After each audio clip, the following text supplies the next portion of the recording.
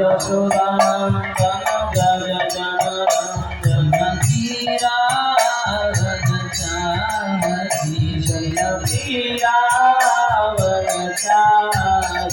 जननी रावणचारी जननी रावणचारी जय राधा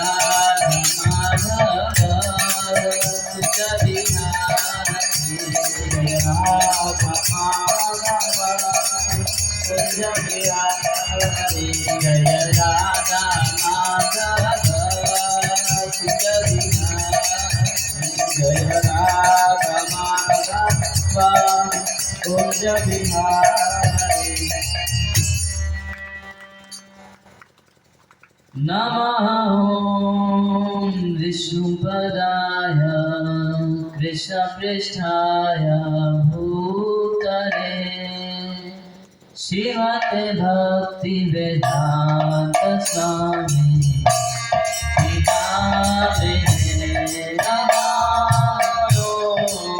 विष्णुपदाय कृष्णपृष्ठाय भूतले श्रीमते भक्तिवेदांत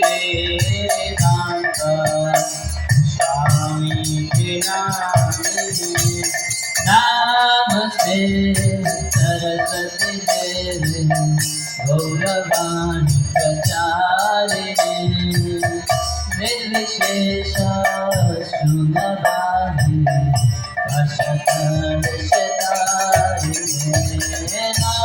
नमस्ते सरस्वती देवी गौरवाणी प्रचारिणे निर्विशेष शून्यवादी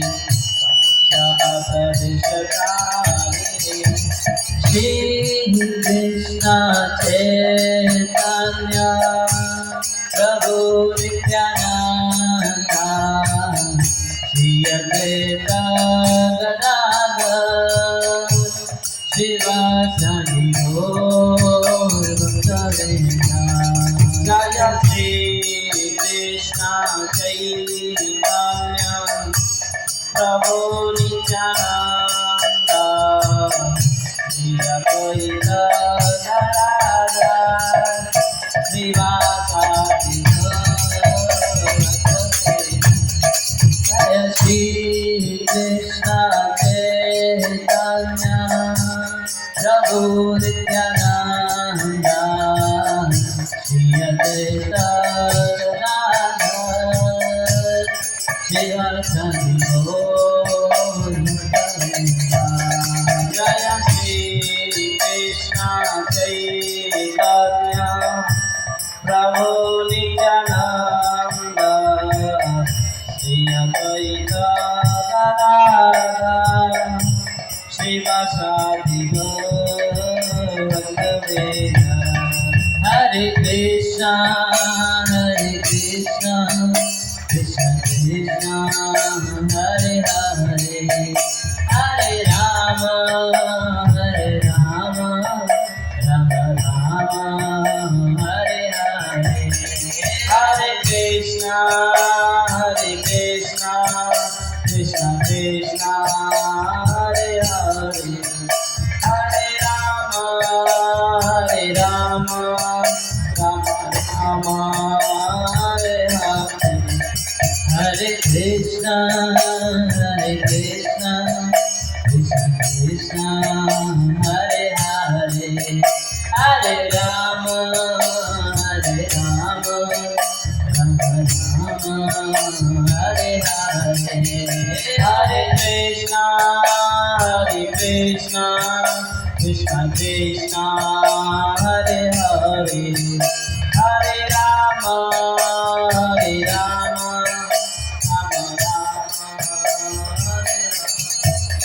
Hare Krishna,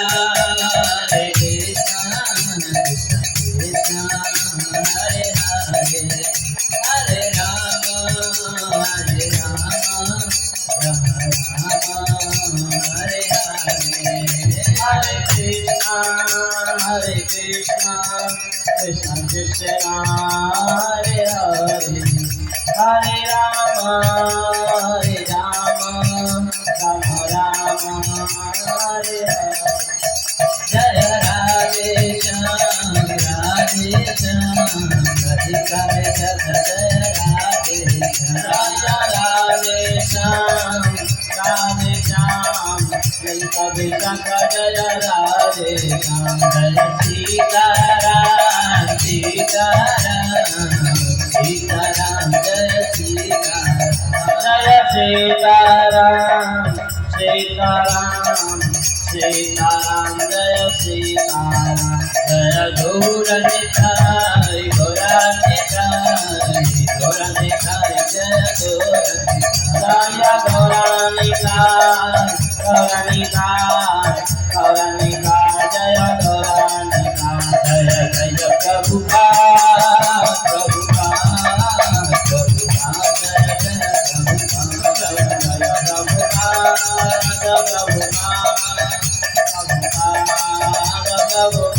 जय जय हरि बोल हरि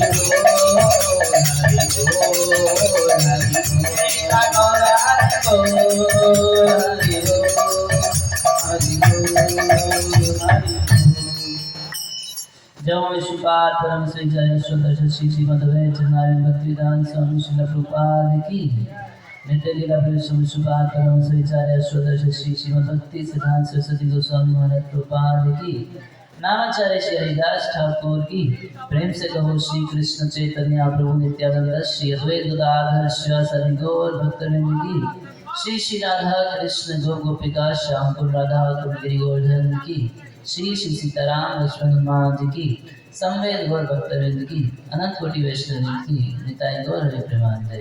उपस्थित सभी भक्तों की जय जयकार हो, उपस्थित सभी भक्तों की जय जयकार हो, उपस्थित सभी भक्तों की जय जयकार हो। गुरु और भगवान की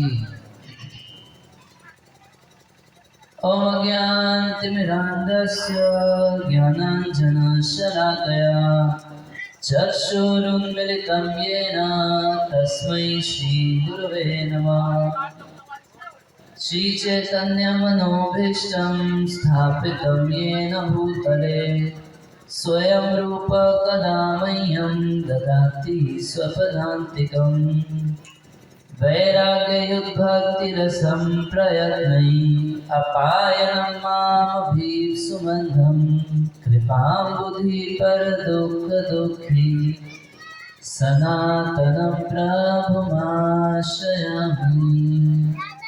हे कृष्ण करुणा सिंधु दीनबन्धु जगत्पते गोपेश गोपिका कांत राधा कांत नमोस्तुते।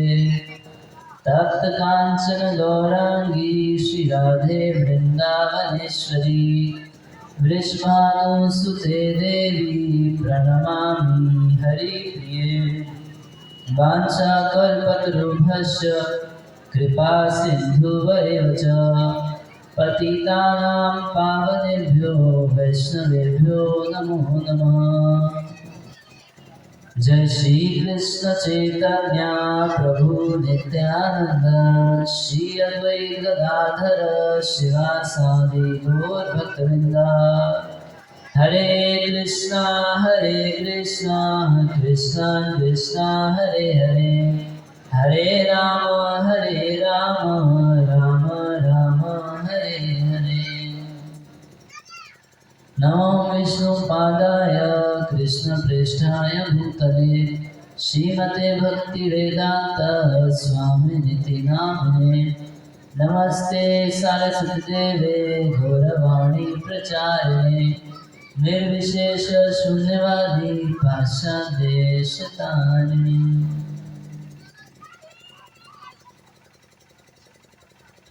पीछे हो गया।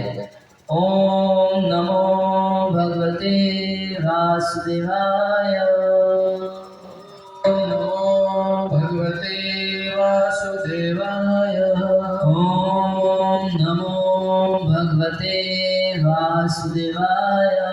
ओम नमो भगवते वासुदेवाय। ओम नमो भगवते वासुदेवाय। नमो भगवते वासुदेवाय।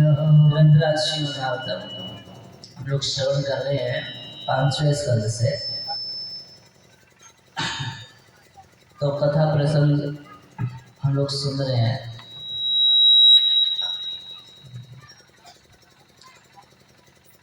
कल तक हम लोग सुन रहे थे कि किस प्रकार से किम पुरुष वर्ष के निवासी जो है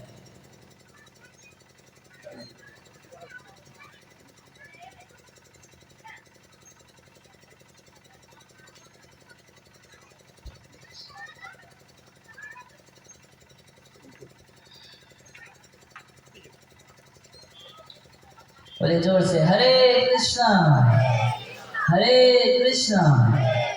कृष्णा कृष्णा हरे हरे हरे राम राम राम हरे हरे।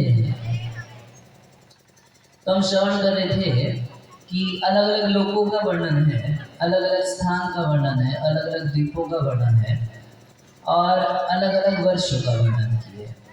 और उसमें हम सुने कि किस प्रकार से हर वर्ष में हर स्थान पर भगवान हरि ही आराध्य हैं, अलग अलग रूपों में उनकी आराधना होती है और कौन जाति के कौन प्रकार के लोग वहाँ उनकी आराधना करते हैं वो सुने। और हर जगह जो आराधना करने वाले हैं वो अलग अलग स्तुतियों से भगवान की आराधना करते हैं। तो हम लोग विशेष रूप से, क्योंकि रामनवमी थी कल, तो श्रवण किए कि कैसे किम पुरुष वर्ष के निवासी जो है हनुमान जी आदि वो भगवान सीता राम और लक्ष्मण जी की आराधना करते हैं और निरंतर स्तुति करते हैं। देखिए उस लोक के लोगों को कहते हैं किम पुरुष। किम पुरुष क्यों कहा जाता है उनको? कि उनको देख के मन में एक सवाल उठेगा, क्या ये पुरुष हैं? मतलब देखने में तो पुरुष जैसे हैं मगर वानर जैसे भी हैं। तो वानर हैं, पुरुष हैं, देख के आपके मन में एक सवाल उठेगा, किम पुरुष है, क्या ये पुरुष है? तो उसी से उन सबका नाम, उनका प्रजाति का नाम ही पड़ गया किम पुरुष। और जहाँ वो लोग रहते हैं उसको किम पुरुष वर्ष कहते हैं। तो हमारी इच्छा थी कि कल तक में ही जो हनुमान जी स्तुति करते हैं राम जी की उसको पूरा किया जाए, मगर उत्सव के चलते कल पूरा नहीं हो पाया। तो थोड़ा सा उसको देखते हुए हम लोग प्रसंग में आगे चलेंगे। यहाँ हनुमान जी हम सुने स्वयं चेतन गायत्री, हनुमान जी भी गाते हैं। वो क्या गाते हैं? तो ओम नमो भगवते उत्तम श्लोकाय नमः, आर्य लक्षण शील रताय नमः, उपशिक्षित आत्मा उपासित लोकाय नमः, साधुवाद निष्कणाय नमः, ब्रह्मण्य देवाय महापुरुषाय महाराजाय नमः इति। देखिए हमारे संस्कृत साहित्य में जो आप नमः शब्द पढ़ते हैं तो नमः का क्या मतलब होता है? एक साधन तो नमस्कार, प्रणाम। और न मैं नहीं, जो कुछ है आप ही हैं, उसको नमस्कार करते हैं। हम नहीं, भगवान है वैसे। तो ओम नमः भगवते उत्तम श्लोकाय, भगवान है उत्तम श्लोक। उत्तम, तम मतलब तमोगुण, अंधकार, अज्ञान, और उत यानी ऊपर उठाए। तो भगवान का जिन श्लोकों में वर्णन किया जाता है उन श्लोकों को कहने सुनने से व्यक्ति की चेतना ऊपर उठती है। उत्तम, तम से, तम मतलब तमोगुण, निद्रा, आलस, ये सब तमोगुण का। तो भगवान के जो श्लोक है जिनसे भगवान की स्तुति की जाती है उसको उत्तम श्लोक कहते हैं। वो व्यक्ति को अज्ञान से, तमह से, अंधकार से ऊपर उठाता है। इस संसार का जितना वर्णन है वो तो हमको नीचे गिराता है, वापस तमोगुण में, अंधकार में गिराता है। मगर भगवान का वर्णन जितना भी है वो हमको ऊपर उठाता है। जब प्रभुपाद जी विदेश गए थे तो वहाँ उस समय कुछ हिप्पी लोग हुआ करते थे और एक प्रचलन था उन लोगों में कि अगर हम ड्रग्स लेते हैं, LSD, मारूजाना, ये सब शराब वगैरह खूब बढ़िया मात्रा में ले लेते हैं अच्छे से, और जब हमें कुछ याद ना रहे तो इसका मतलब हम बहुत हाई हो गए, बहुत ऊंची चेतना में हो गए हैं। क्यों? अब तो कुछ याद ही नहीं है, संसार का कुछ पता नहीं, कुछ अता पता नहीं। मगर वास्तव में एक भ्रम है। वो सोच रहे हैं कि हम सबसे ऊंची चेतना में चले गए हैं और वो सबसे नीची चेतना में चले गए हैं। जैसे कोई पशु हो, वृक्ष हो, जिसको कोई ज्ञान नहीं, वैसी चेतना हो जाती। तो प्रभुपाद जी जब प्रारंभ में प्रचार कर रहे थे हरि भक्ति का, सनातन धर्म का, तो एक पोस्टर बनाए। अब प्रभुपाद जी समझे लोगों की इच्छा क्या है कि हम हमेशा हाई रहे, हमेशा ऊंचे रहे। प्रभुपाद जी बोले ऐसे ड्रग्स लेके तो कोई ऊंचा रह नहीं सकता। तो एक पोस्टर बनाया बड़ा सुंदर, उस पर लिखे स्टे हाई फॉरएवर, हमेशा ऊंचे रहो। तो उसके लिए हम तुमको बताएंगे। और वो क्लास लगाते थे वेडनेसडे को, फ्राइडे, वैसे हफ्ते में 2 दिन, सोमवार और शुक्रवार। और उसमें भगवद गीता सुनाते थे। तो भगवद गीता सुनने से, भगवान का नाम कीर्तन सुनने से चेतना ऊपर उठती है, व्यक्ति अज्ञान से निकलता है। इसलिए भगवान का एक नाम है उत्तम श्लोक। हनुमान जी कह रहे हैं ओम नमो भगवते उत्तम श्लोकाय नमः आर्य लक्षणाय शीलव्रताय। और आर्यों के जितने भी लक्षण हैं, एक सदाचारी व्यक्ति के जितने लक्षण हैं वो भगवान राम में पाए जाते हैं। आर्य लक्षणाय और शीलव्रताय। शील बोलते हैं सुंदर स्वभाव को, बड़ों का आदर करना, अपने साथ के लोगों से मित्रता करना, छोटों के ऊपर दया करना, इसको अच्छा शील बोलते हैं, सुंदर शील वाला व्यक्ति। आमतौर पे हम लोगों से क्या होता है कि कोई अगर हमसे कम है, छोटा है, तो उसका तिरस्कार होता है। अच्छा, कोई हमसे ज्ञान में, गुण में, धन में किसी प्रकार हमसे कोई बड़ा है, तो वो मिलता है तो हमको ईर्ष्या होती है, इसके पास इतना क्यों है। और कोई हमें अपना साथी मिल जाता है तो उससे कंपटीशन होता है, प्रतिस्पर्धा होती है, ये हमसे आगे नहीं निकलना चाहिए।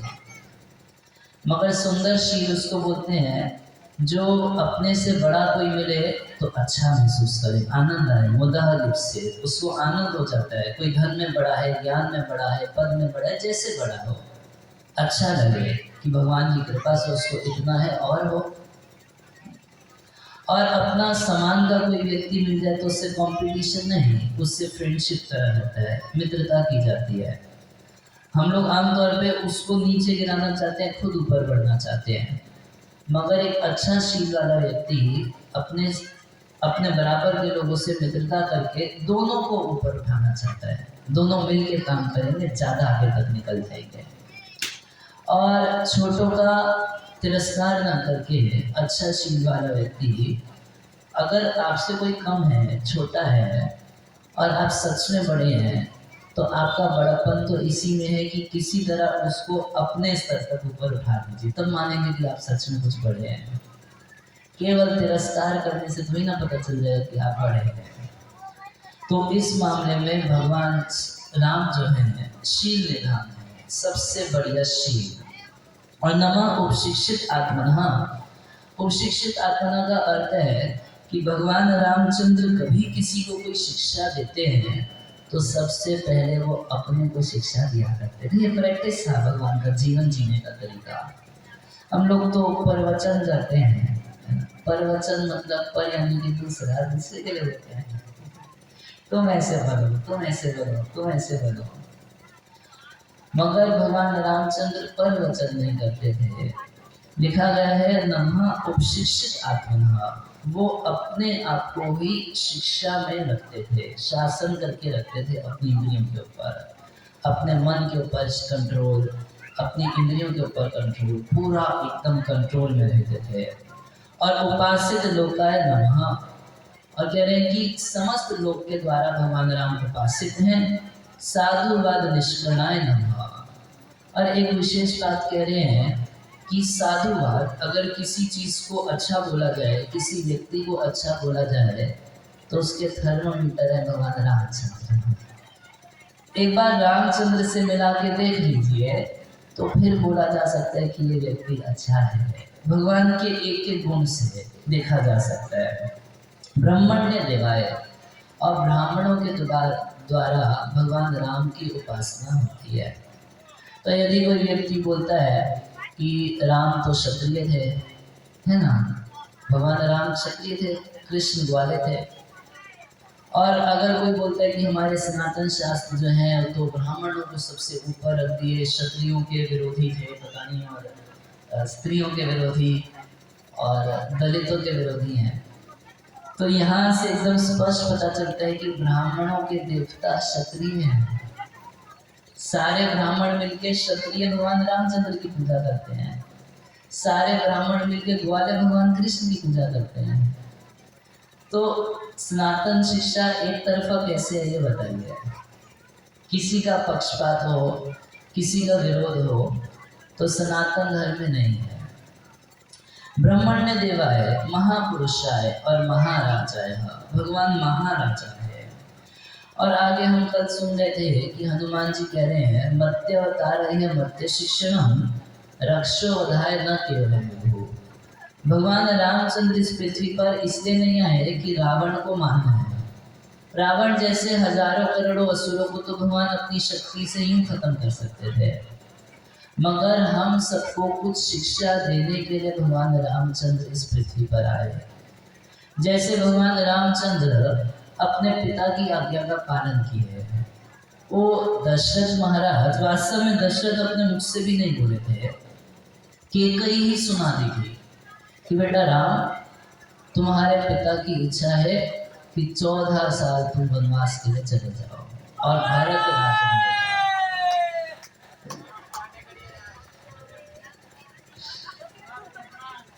तो भगवान बिल्कुल भी दुख नहीं माने, वो उसी दिन भगवान रामचंद्र जंगल के लिए निकल गए। अच्छा, सुखदेव गोस्वामी कह रहे हैं कि इस संसार का कोई व्यक्ति होता तो कितना गाली देता दशरथ जी को, तुम कैसा पिता है, एक पत्नी की बात में आके तुम मेरे को निकाल देगा घर से। कितना झगड़ा कर लेते, कोर्ट में चले जाते, केस ठोक देते, क्या क्या नहीं करते। मगर भगवान रामचंद्र लिखा गया है कि प्रेम पिता की आज्ञा का पालन किए। वो जान रहे हैं कि मेरा पिता जो है इस समय पूरा पूरा एक स्त्री के कंट्रोल में आ चुका है, एक स्त्री के वश में हो चुका है, तो दोष है। मगर उस दोष को जानते हुए भी ऐसे भी पिता का आज्ञा पालन भगवान रामचंद्र किए। एक आदर्श भगवान दिखा रहे थे जगत में कि कैसा होना चाहिए। अब कभी कभी लोग भगवान के ऊपर आरोप लगा देते हैं कि भगवान राम ने सीता को त्याग दिया। अच्छा, कुछ लोग तो वो फेमिनिस्ट के साथ एक वो बनाने की कोशिश कर रहे हैं कि भैया कम से कम ये लोग उनको पकड़े ना, जेल ना भेज दें, तो इस लीला को ही डिलीट करना चाहते हैं, हटाओ इसको, डिलीट कर दो इसको। मगर बात नहीं समझते, बात समझना चाहिए। मर्त्यावतार इह मर्त्य शिक्षणम, भगवान रामचंद्र किए जो कुछ भी, तो वो किए हम लोगों को शिक्षा देने के लिए। क्या शिक्षा देना चाहते थे भगवान? ये शिक्षा देना चाहते थे कि कोई एक राजा हो, कोई एक व्यक्ति जिसको एक पद मिला हो, एक जिम्मेदारी मिली हो, तो उसको अपने पारिवारिक सुख सुविधाओं को त्याग के समाज के बारे में ज़्यादा सोचना चाहिए। उसके लिए भगवान रामचंद्र खुद कष्ट उठाए, माँ जानकी खुद कष्ट उठाई, हम लोग को सिखाने के लिए कि यदि तुम मंत्री हो, राजा हो, किसी बड़े पद पर हो जिसमें तुमको संपूर्ण समाज को देखना है, तो केवल अपने घर परिवार के सुख सुविधा के चक्कर में उन सबका अहित नहीं होना चाहिए। ये शिक्षा राम राज्य की, ये शिक्षा भगवान जगत में स्थापित करना चाहते थे। मगर अब तो भगवान के ऊपर ही केस हो रहा है कि जो ये भगवान ये गलत किए, वो गलत किए। अगली बार आएंगे भगवान तो फोन करके तुमसे पूछ लेंगे ढंग क्या क्या करना है बता दो, तुम्हें ज़्यादा बुद्धिमान हो। हम लोग इस संसार में रचे बचे, संसार में आसक्त, और ज़्यादातर लोग इसी चेतना में रहते हैं कि घर परिवार खूब बढ़िया से चले तो इसी को जीवन कहा जाता है। मगर भगवान रामचंद्र को तो पूरा संसार देखना है, एक दो जना नहीं देखना, और आने वाले समय में सबको शिक्षा देनी है। तो एक महत्वपूर्ण शिक्षा ये है या नहीं है किसी राजा या मंत्री आदि के लिए कि आपको जो पद या जिम्मेदारी दी गई है, आपकी फैमिली कंसिडरेशन से ज़्यादा इम्पोर्टेंट वो है, उसको आपको ध्यान रखना है। इसके लिए भगवान ये सब लीला किए। मर्त्य अवतार यह मर्त्य शिक्षण रक्षो वधाय न केवल, केवल इतना नहीं कि हमें राक्षस माने इसलिए भगवान आए। यानी कुतोन्यथा साधुमतः स्वात्मना सीता कृतानि व्यसन ईश्वरस्य, वरना ऐसे भगवान माता सीता के लिए इतना क्यों रोते हैं? कौन? ईश्वरस्य, जो अपनी शक्ति से लाखों लाखों सीता उत्पन्न कर सकते हैं, तो आखिर उन भगवान को सीता के विरह में इतना रोने की क्या जरूरत थी?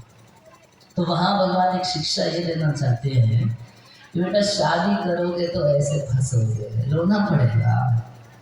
इस संसार के लोगों को रो के दिखा रहे हैं भगवान कि देखो हम स्त्री के चक्कर में पड़े तो ऐसा हुआ, तुम लोगों का क्या होगा।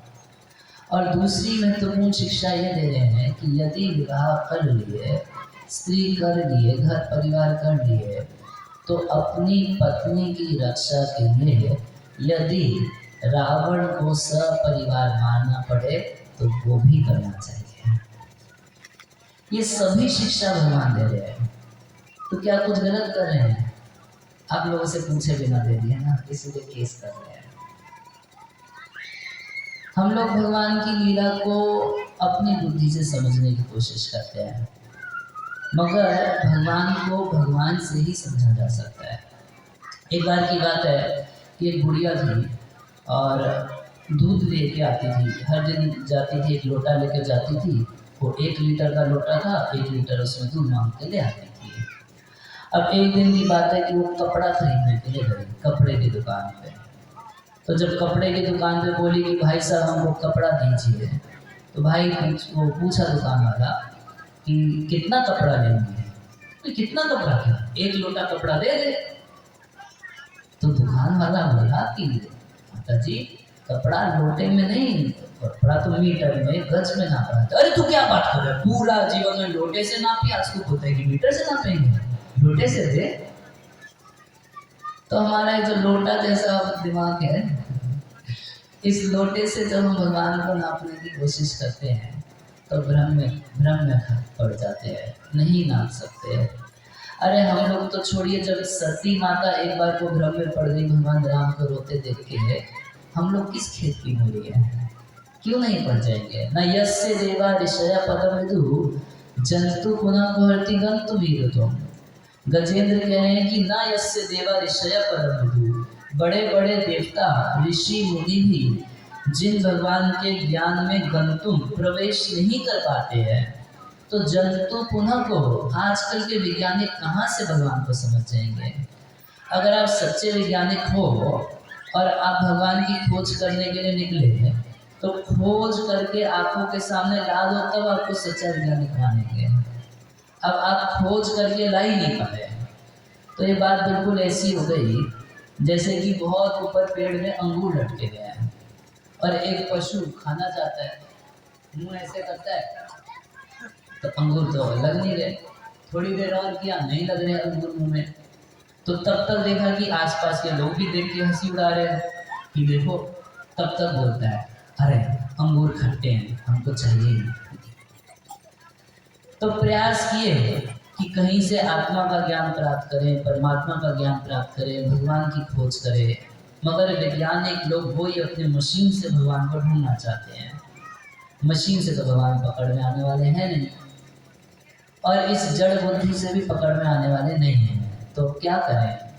अंगूर खट्टे हैं, भगवान है ही नहीं, कुछ बोलने के लिए बाकी बचा नहीं ना हम लोगों के पास। तो भगवान को समझने के लिए बहुत ज़्यादा ज़रूरी है कि भगवान को हम भगवान से ही समझें। मर्त्य अवतार यह मर्त्य शिक्षण। आगे हनुमान जी कह रहे हैं न जन्म नूनम महतो न स्वभगम न वाक न बुद्धि आकृति तो हेतु तर्य शिष्टानपि नो वनुकसार चकार सख्य बद लक्ष्मणाग्रजः।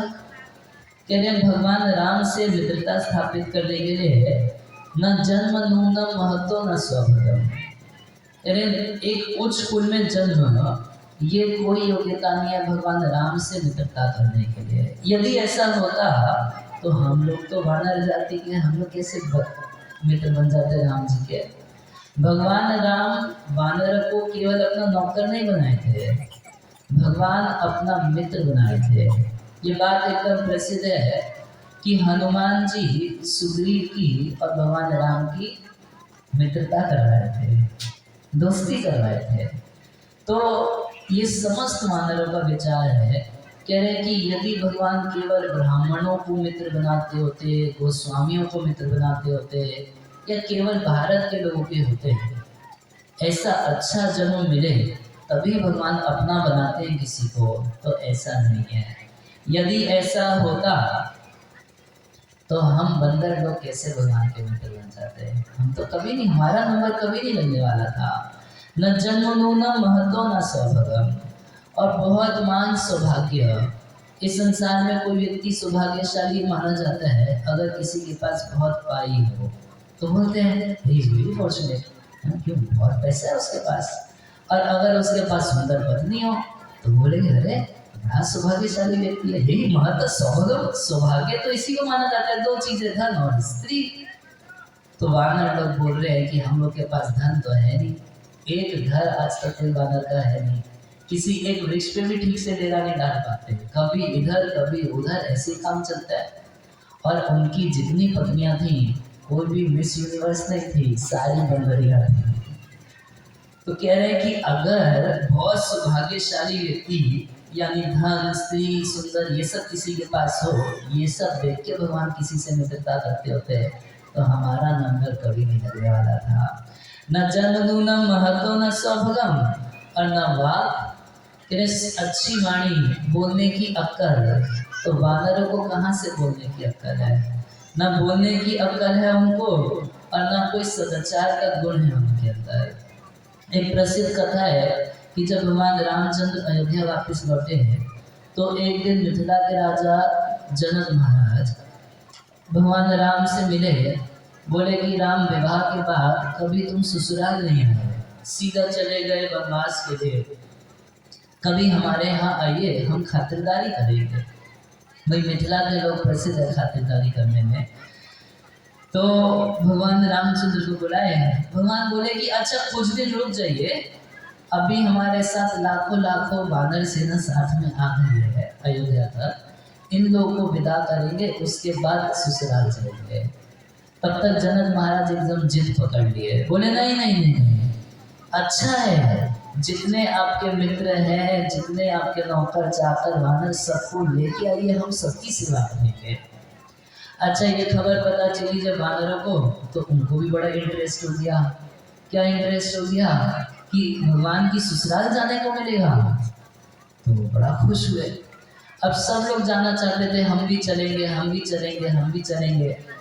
तो हनुमान जी बात आगे रखे भगवान के कि सब लोग चलना चाहते हैं। भगवान बोले हनुमान थोड़ा विचार करो, तुम तो विवाह शादी किए नहीं हो, तुमको क्या पता, मगर ससुराल का मामला है हनुमान, थोड़ा समझो ना बात को। ये लोग वानर लोग, इनको तो कोई सदाचार की शिक्षा है नहीं। तो हनुमान जी ये बात बंदरों से किए, बोले देखो ऐसा है कि तुम लोगों को कुछ सदाचार का नियम नहीं है, इसी वजह से भगवान तुमको लेके नहीं जाना। बोले हम पालन करेंगे, आप सिखा दो हमको, जो सिखाओगे हम करेंगे। तो भगवान राम बोले कि ठीक है हनुमान, ट्राई करो। तो हनुमान जी एकदम क्लास लेना शुरू किए, बोले देखो दाएं हाथ से खाना है, बाएं हाथ से नहीं खाना। सारे बंदर हाँ देखो दाएं हाथ से खा के दिखा दिए। मेन तो बंदरों का मुश्किल होता है खाने पीने के मामले में।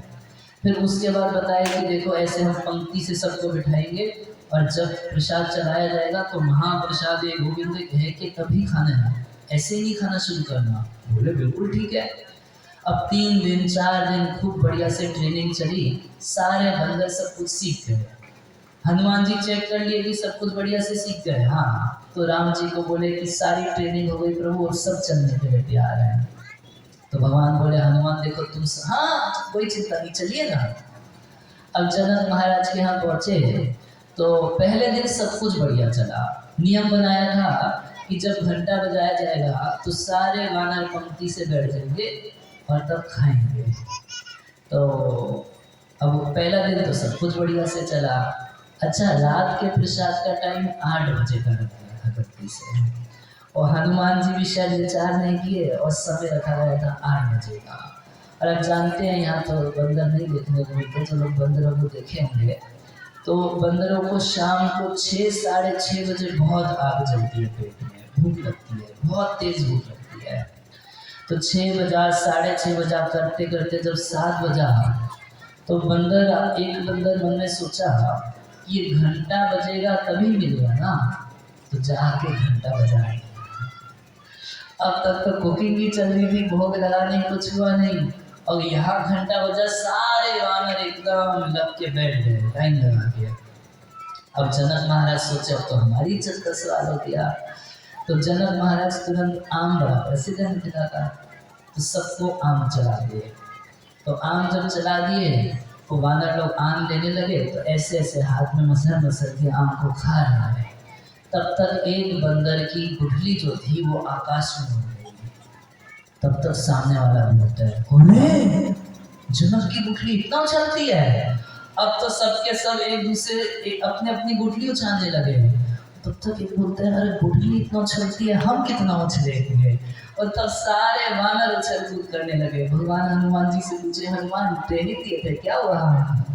अब हनुमान जी, अरे क्या करो तुम लोग को सिखाए थे बदमाश तुम लोग। तब तक भगवान रोक दिए, रुको हनुमान, ये टेढ़े हैं पर मेरे हैं, इन लोगों को तुम कितना भी ट्रेनिंग देने की कोशिश क्यों ना कर लो, ये लोग ऐसे ही करेंगे, मगर ये ऐसे ही मुझको बड़े प्रिय हैं। तो ना बात ना बुद्धि, ना कोई बुद्धि है और ना बोलने की अक्ल है वानरों को। कोई संगीत कला नहीं जानते, ऐसा नहीं है कि बहुत सुंदर राग ताल में गाना जानते हो। कह रहे हैं कि इन सब भौतिक योग्यताओं से कोई व्यक्ति भगवान से मित्रता नहीं कर सकता। कुछ कुल में जन्म हो, बहुत सौभाग्य हो, अच्छा वाक चातुरी हो, बोलने की अक्ल हो, एकदम जेंटलमैन हो। इस संसार में व्यक्ति सोचते हैं कि जेंटलमैन है तो मतलब सबसे बढ़िया व्यक्ति है, और भगवान ऐसे जेंटलमैन से प्रसन्न नहीं होते हैं। भगवान केवल भक्तों से प्रसन्न होते हैं। वो भक्त चाहे जेंटल हो चाहे जेंटल ना हो, वो भगवान को प्रिय होता है। संसार के लोग जेंटल को ही प्यारा मानते हैं, मगर भगवान के साथ ऐसा नहीं है। कह रहे न जन्म न महत्व न सौभगम, न वाक न बुद्धि, आकृति तो हेतु। और कह रहे आकृति मतलब सुंदर रूप। अगर भगवान रामचंद्र सुंदर रूप पर रीझते होते हैं तो बंदर लोग बोल रहे हैं कि कितना ही हम लोग फेयर एंड लवली क्यों ना लगा लें, कभी सुंदर नहीं बन सकते हैं। कितना ब्यूटी पार्लर में सजा लें, कभी सुंदर नहीं बन सकते। तो इसका मतलब शारीरिक सुंदरता वो वस्तु नहीं है जो भगवान को आकर्षित कर सकती है। ते विशिष्टानपि नो वनोकसा चकार सख्य बद लक्ष्मणाग्रजः। कह रहे वो लक्ष्मण के बड़े भैया जो हैं किसी भौतिक योग्यता के पीछे नहीं रहते हैं, वो तो केवल प्रेम के भक्ति के भूखे हैं। जिसके अंदर भक्ति दिखाई देती है भगवान उसी को अपना बना लेते हैं। हरे कृष्णा कृष्णा कृष्णा हरे हरे, हरे राम राम राम हरे हरे। तो सुरो असुरो वाप्य वानरो नरः सर्वात्मनः सकृत कृतज्ञ उत्तम। कह रहे हैं कि सुरो चाहे कोई देवता हो, असुरो आप लोग कोई असुर तो नहीं है, देवता भी नहीं है।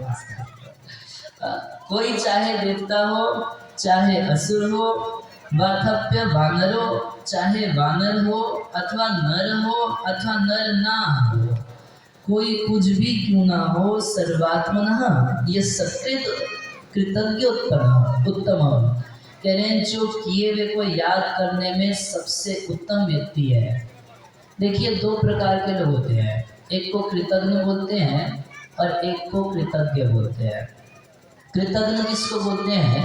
जो किए हुए किसी कर्म को भूल जाता है। माता पिता हमें पाल पोस के बड़ा किए, कुछ किए, मगर बच्चे लोग आजकल बोल देते हैं अरे किए क्या है हमारे लिए, हम सेल्फ मेड हैं, जो कुछ है हम खुद अपने लिए किए हैं। तो इसको कृतज्ञ बोलते हैं। किया तो है किसी ने बहुत कुछ, मगर हम उसको याद नहीं रखते हैं। जो ऐसा बोलते हैं तो क्या वो एक पैसा भी अपने पिता की धन को इनहेरिट नहीं किए, नहीं प्राप्त किए होंगे। और अगर धन नहीं पाए तो कम से कम ये शरीर तो माता पिता से पाए हैं ना, मगर भूल जाते हैं, उसको कुछ कदर नहीं करते। कुछ गुरुजन शिक्षा दिए हैं, उसको कुछ कदर नहीं करते। उनको कृतज्ञ बोलते हैं। और दूसरा जो किए हुए को याद रखे उसको कृतज्ञ बोलते हैं। कुछ किया है किसी ने तो भगवान का तो ऐसा स्वभाव है कि छोटी से छोटी की भी सेवा भगवान कभी नहीं भूलते।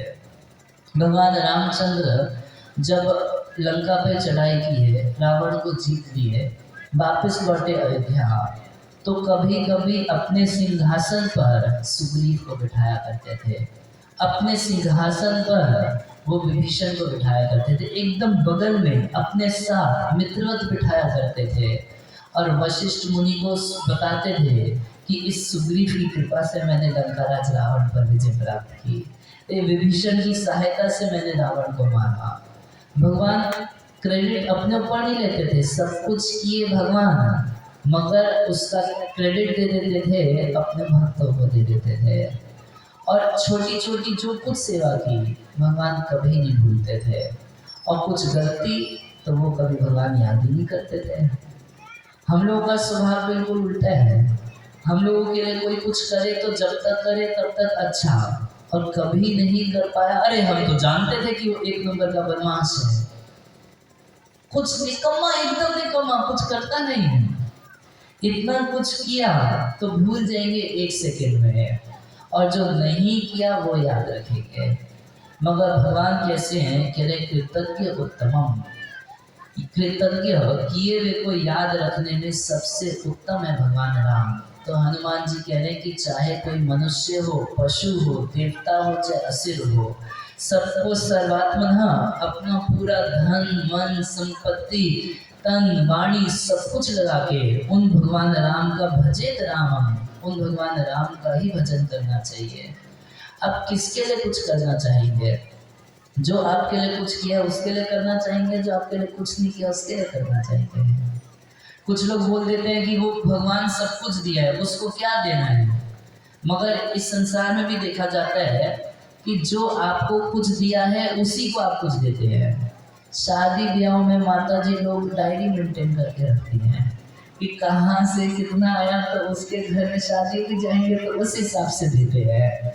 मतलब नॉर्मल व्यवहार में भी हम लोग देखते हैं कि कोई कुछ किया है हमारे लिए तो उसी को देते हैं। तो जो सब कुछ किया है हमारे लिए उसको क्यों नहीं देंगे? उसी को देना चाहिए, या जो नहीं किया उसको देंगे।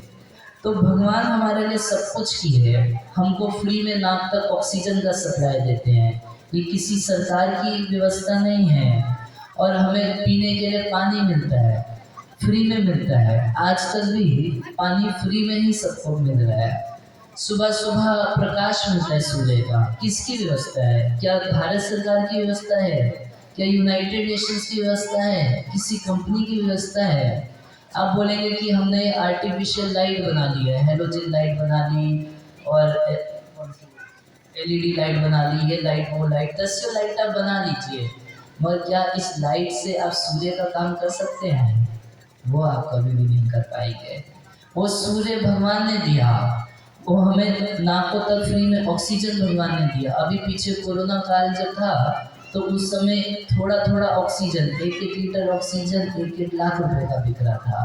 अगर भगवान बोले कि बेटा तुम लोगों को मैं इतने साल से फोकट में ऑक्सीजन दे रहा हूँ, ये पकड़ो बिल भर दो इसको, तो हम लोग की नानी मर जाएगी, बिल पे नहीं कर पाएंगे भगवान का। जिस प्रभु का इतना बड़ा उपकार है। और सूरदास जी कहते हैं कि मौसम कौन कुटिल खलकामी, जतन दियो ताही बिसरइयो, ऐसा नमक हरामी। कह रहे हैं कि मेरे समान कौन कुटिल होगा, खल होगा, कामी होगा।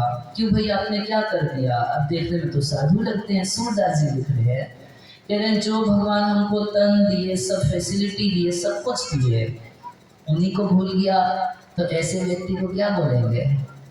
आप किसी व्यक्ति के लिए बहुत कुछ किए और वो आपके द्वारा किए हुए उपकार को 1 सेकंड में भूल जाए, आप उसको क्या बोलेंगे? क्या बोलेंगे? बोल रहे हैं, अनिल जी बोल रहे हैं, नमक हराम बोले क्या?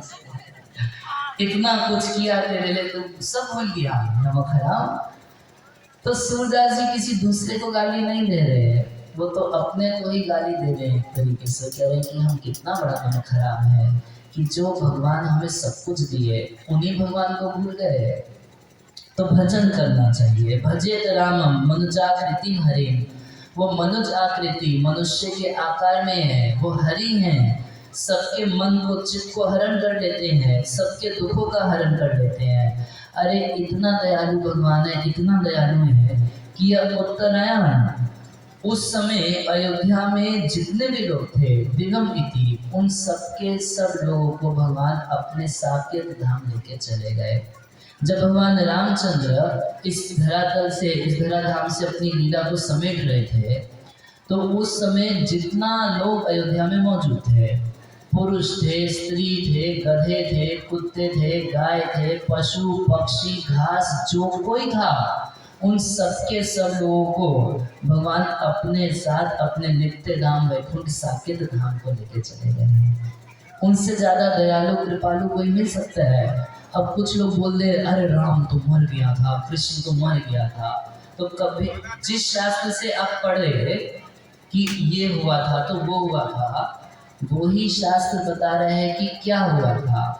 मगर हम लोग की बीमारी ये है कि जो टीवी में दिखाया जाता है उस पर ज़्यादा विश्वास है, भागवतम पे हमको कोई विश्वास नहीं। मगर भागवतम में शुद्धदेव गोस्वामी तो अनपढ़ द्वार थे, है ना, वो तो पढ़े लिखे थे नहीं। और व्यासदेव अरे महामूर्ख। और हम ही लोग सबसे ज्यादा बुद्धिमान है, जो हमारे टीवी के फिल्म स्टार्स दिखा रहे हैं वो सबसे सही ज्ञान है। और गीता में तो सब कुछ ज्ञान है ही नहीं, भागवतम में तो कुछ ज्ञान है ही नहीं।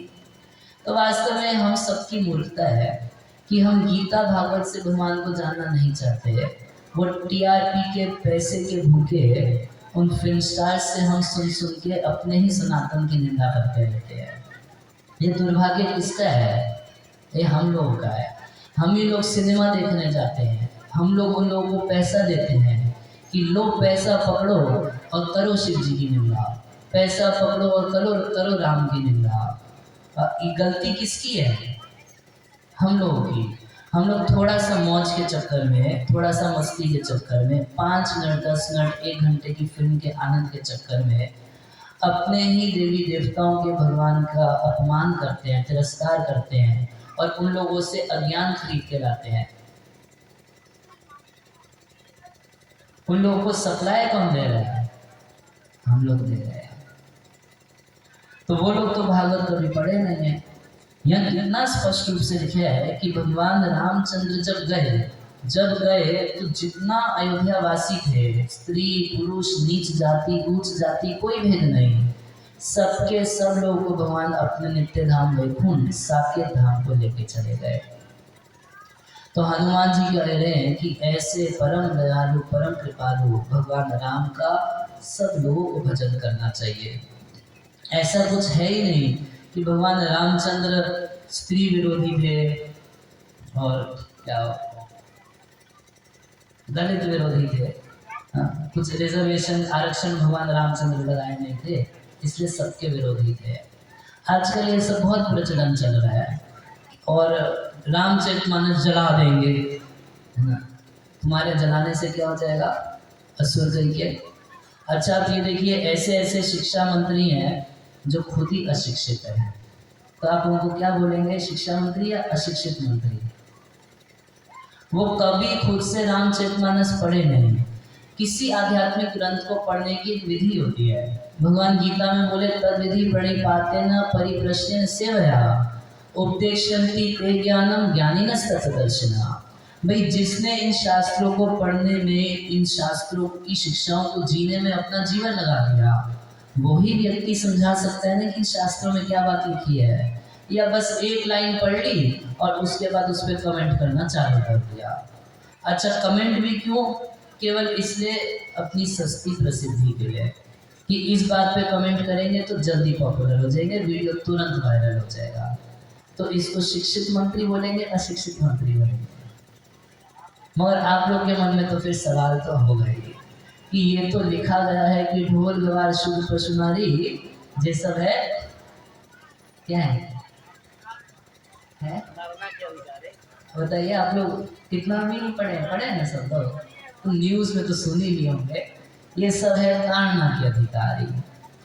अच्छा, तो इसके ऊपर अब आरोप लगाया गया कि देखो भगवान रामचंद्र जो है वो स्त्री विरोधी हैं और दलित विरोधी हैं, इसलिए हम रामचरितमानस जला देंगे। अच्छा, एक बार पहले तो एक बात क्लियर कीजिए कि ये वाक्य बोला कौन है? जानते हैं कौन बोला है? आप लोग हैं? नहीं, शिक्षा मंत्री को निंदा किया। ये रामचरितमानस में किसका वाक्य है? ढोल गवार शूर पशु नारी जे सब है ताना के अधिकारी। ये राम जी बोल रहे हैं, कौन बोल रहा है? हैं? क्या पिया है? अच्छा, वो बोल रहा है हम दारू पिया है। तुम तो दारू पिया है और शिक्षा मंत्री भी कम नहीं पिया है। ये वाक्य समुद्र बोल रहे हैं। जब भगवान रामचंद्र समुद्र पार करके लंका जाना चाहते थे तो 3 दिन समुद्र से विनती की है कि हे समुद्र तुम खुद ही से रास्ता दे दो। तो समुद्र जब कैसे भी नहीं माने तो क्रोध की लीला करते हुए, क्रोध में भर के भगवान रामचंद्र धनुष बाण निकाल दिए कि इस समुद्र को मैं अभी सुखा दूंगा। तो समुद्र एकदम कांपते कांपते भगवान के सामने आया और तब बोला कि आप हमको सुखाइए मत, समुद्र के ऊपर आप पुल बांधेंगे, पुल बांध के उसको पार करके जाइए, इससे आपका बहुत यश फैलेगा, मैं आपको रास्ता दूंगा। तो उसी में समुद्र का मत है, वो कह रहे हैं ढोल गवार शूर पशु नारी जे सब है ताड़ना के अधिकारी। कह रहे हम जैसे मूर्खों को जब तक आप कुछ शिक्षा नहीं देंगे तब तक हम लोग समझते नहीं है। ये कितना सिंपल वाक्य है। मान लीजिए कोई माता पिता अपने बच्चे को डांटे और डांटे कुछ समझाए और बच्चा बहुत दिन से शैतानी करता था, कुछ समझाने पर बच्चा बोलता है कि मम्मी हम लोग को ना कभी कभी ऐसे डांट की जरूरत पड़ती है। तो अब इसका मतलब ये तो नहीं कहा जा रहा कि जितने बच्चे हर वक्त डांटते हैं। समझ रहे हैं ना? कॉन्टेक्स्ट देखना चाहिए, कौन बोल रहे हैं, क्यों बोल रहे हैं, क्या उसका मनोभाव है, या बस लड़ना शुरू कर दो। ताड़न शब्द का अर्थ क्या है? ताड़न शब्द का अर्थ पीटना ही नहीं होता। ताड़न शब्द का अर्थ होता है शिक्षा या देखना, ताड़ना, देखना। तो कह रहे हैं ढोल को, गवार को, शूद्र को, पशु को, नारी को थोड़ा नजर में रखना चाहिए। जैसे ये मृदंग है, दिखाइए थोड़ा हवा में, इसको ढोल बोलते हैं। अगर आप इसका ध्यान नहीं रखेंगे, बारिश का दिन आ गया, बारिश में थोड़ा पानी उस पर पड़ गया तो क्या वो अच्छा साउंड दे पाएगा? नहीं दे पाएगा। उसके ऊपर कुछ नज़र रखनी पड़ती है। और ऐसे ही कोई गवार है, पढ़ा लिखा नहीं है, कुछ समझ नहीं है, आपने उसको किसी काम में लगा दिया और आपने ध्यान भी नहीं दिया कैसे कर रहे हैं, तो काम बिगाड़ ही देगा ना। थोड़ा सा उस पर नज़र रखनी पड़ेगी या उसको बताना पड़ेगा, देखो ऐसा करना, फिर ऐसा करना, ये दिक्कत आएगी तो ऐसे संभालें, कम से कम कुछ बताना पड़ेगा। तो शिक्षा के अर्थ में है या फिर देखने के अर्थ में है। और ऐसे ही पशु, अब आप पशु को ऐसे ही छोड़ दीजिए, घर पूरा गंदा कर देगा, कोई सामान उठा लेगा, कुछ भी कर देगा। तो पशु को थोड़ा देख रेख करनी पड़ती है। आपके घर का पशु है, कोई दूसरा उठा के लेकर चला जाएगा, पशु कुछ प्रतिकार नहीं कर पाएगा। ऐसे ही शूद्र और ऐसे ही नारी। नारी मतलब ये नहीं कि पीटने का अधिकारी, कि जहाँ नारी देखो 2 तमाचा मार दो, ये नहीं बोल रहा होगा। वो कह रहा है कि ध्यान रखना चाहिए नारियों का। हमारे वैदिक शास्त्रों में नारियों को इतना इज्जत दिया गया है, पद्म पुराण में लिखा गया है कि ब्राह्मण की हत्या कर दो और नारी को तमाचा मार दो, इसमें से ज़्यादा बड़ा पाप जानते कौन सा है? नारी की पिटाई ज़्यादा बड़ा पाप है ब्राह्मण के मर्डर से। एक का मर्डर कर दिया वो कम पाप माना गया, और एक को 2 तमाचा मार दिया वो ज़्यादा पाप माना गया है। तो क्या वो वैदिक शास्त्र नारी के निंदक हैं, स्त्रियों के अगेंस्ट हैं, स्त्रियों को दबा रहे हैं? अरे इज्जत आजकल बर्दाश्त नहीं होती लोगों को। हमारे सनातन की शिक्षा क्या है? मातृवत्परदारेषु, अपनी पत्नी के अलावा बाकी सब स्त्रियों को माँ जैसा देखना चाहिए। ये हम लोगों की शिक्षा है। अब हम लोग बोलते हैं इसी तरीके से, हम किसी भी स्त्री से को मिलते हैं तो उसको माता जी हरे कृष्ण, मगर आजकल की स्त्रियों को बर्दाश्त नहीं। आप किसी यंग लड़की को बोल दीजिए माता जी, मैं तो माता जी दिख रही हूँ। अरे आपको इज्जत तो मैं माता जी दिख रही हूँ, how dare you call me माता जी। अब हम क्या करें, इन लोगों को इज्जत बर्दाश्त नहीं होती है। कोई इनको तिरस्कार करे तो ज्यादा अच्छा लग रहा है। ये फिल्म स्टार्स इज्जत देते हैं क्या? प्रभुपाद जी कहा करते थे, खराब शब्द है मगर प्रभुपाद जी कहते थे ये सोफिस्टिकेटेड प्रोस्टिट्यूशन है। पैसे के चलते में उन लोगों को अपने वस्त्र उतारने ही पड़ते हैं। तो इसको क्या बोलेंगे, इज्जत दे दी या इज्जत घट गई? क्या बोलेंगे बताइए? तो हमारे सनातन शास्त्र जो है ये स्त्रियों के विरोधी नहीं है। बहुत बड़ा रिस्पेक्ट दिया गया है, बहुत बड़ा आदर दिया गया है।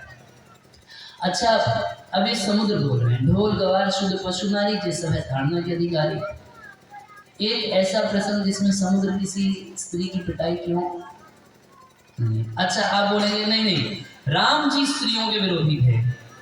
अच्छा तो कोई एक कथा आप लोग ऐसी सुना दीजिए जिसमें भगवान रामचंद्र ने सीता माता की पिटाई की हो। ढोल गवार शुद्ध पशु नारी ये सब है ताड़ना के अधिकारी। कोई एक प्रसंग ऐसा पढ़े आप तक, सुना आज तक है? नहीं। अच्छा आप बोलेंगे तुलसीदास जी स्त्रियों के विरोधी थे, है ना? अब इल्जाम किस पे लगाएंगे? जो रामचरितमानस लिखे तुलसीदास जी। तो तुलसीदास जी की कोई ऐसी एक कहानी सुना दीजिए जिसमें तुलसीदास जी बोले ढोल गवार शुद्ध पशु नारी ये सब है ताड़ना के अधिकारी, पीटो इनको। कभी किसी के ऊपर हाथ उठाए तुलसीदास जी? कोई एक कथा आप जानते हैं, जब तुलसीदास जी गृहस्थ थे, उनका नाम था रामभला। तो उस समय एक दिन की बात है, उनकी पत्नी अपने मायके जा रही थी, अपने भाई के घर गई और तुलसीदास जी उस समय तुलसीदास नहीं थे, गृहस्थ आश्रम में थे, पीछे पीछे अपनी पत्नी के चले गए। उनकी पत्नी जब देखी तो बड़ी गाली दी, बोली कि तुम मेरे इस चमड़े के शरीर में इतना आसक्त हो, यदि इसकी 10% आसक्ति तुमको भगवान के चरणों में होती तो तुमको भगवान मिल गए होते। तो आप सोचेंगे अब तुलसीदास जी अब तो मौका मिला, ढोल गवार शुद्ध पशु नारी, दो तमाचा मारते ना, नहीं मारे। तुलसीदास जी उसकी उस कड़वी बात को सुन के वहां से चल दिए, आए चित्रकूट और ऐसा भजन किए कि 2 बार उनको राम लक्ष्मण और हनुमान जी का दर्शन हुआ। तो एक भी ऐसी कहानी नहीं मिलती जिसमें तुलसीदास जी किसी स्त्री की पिटाई की हो। फिर आप ये बताइए कि ये कैसे हो गया कि रामचरितमानस स्त्री और दलित विरोधी है? यदि दलित विरोधी होती तो निषाद राज को गले कैसे लगा लेते? बताइए। निषाद राज जाति का छोटा, भगवान रामचंद्र उसको गले लगा लिए और पीछे से जब भगवान राम को मनाने के लिए भरत जी गए और वशिष्ठ जी बहुत सारे लोग मिलके गए, तो एक बार निषाद राज सोचा कि शायद ये भरत जो है राम के ऊपर आक्रमण करने के लिए चला है। तो पहले तो अस्त्र शस्त्र उठाने लगे, मगर बाद में देखे तो लगा कि नहीं, कुछ और ही बात है। तो निषाद राज जैसे ही वशिष्ठ मुनि को देखे, उनको एकदम चरणों में लौट के दंडवत प्रणाम किए और वशिष्ठ मुनि निषाद राज को उठा के एकदम गले से चिपका लिए और तब भरत को इंट्रोड्यूस किए कि ये मिलो निषाद से। राम जो है इस निषाद को अपना प्रिय मित्र मानते हैं, राम इसको गले लगाए थे। इतना सुनते ही तो भरत जी भी उसको गले से लगा लिए और वो खुद अपने में एकदम आश्चर्य कर रहे हैं, कह रहे मैं नीच जाति का, कोई हमको छूना नहीं चाहता, कोई हमसे बात नहीं करना चाहता, मगर भगवान राम की नज़र में ऐसा नहीं है और वशिष्ठ की नज़र में ऐसा नहीं। वशिष्ठ इतना शुद्ध ब्राह्मण, ये हमको गले से लगा रहे हैं, क्या बात है? कह रहे राम की ना आपन जब ही थे, भय भुवन भूषण तभी थे।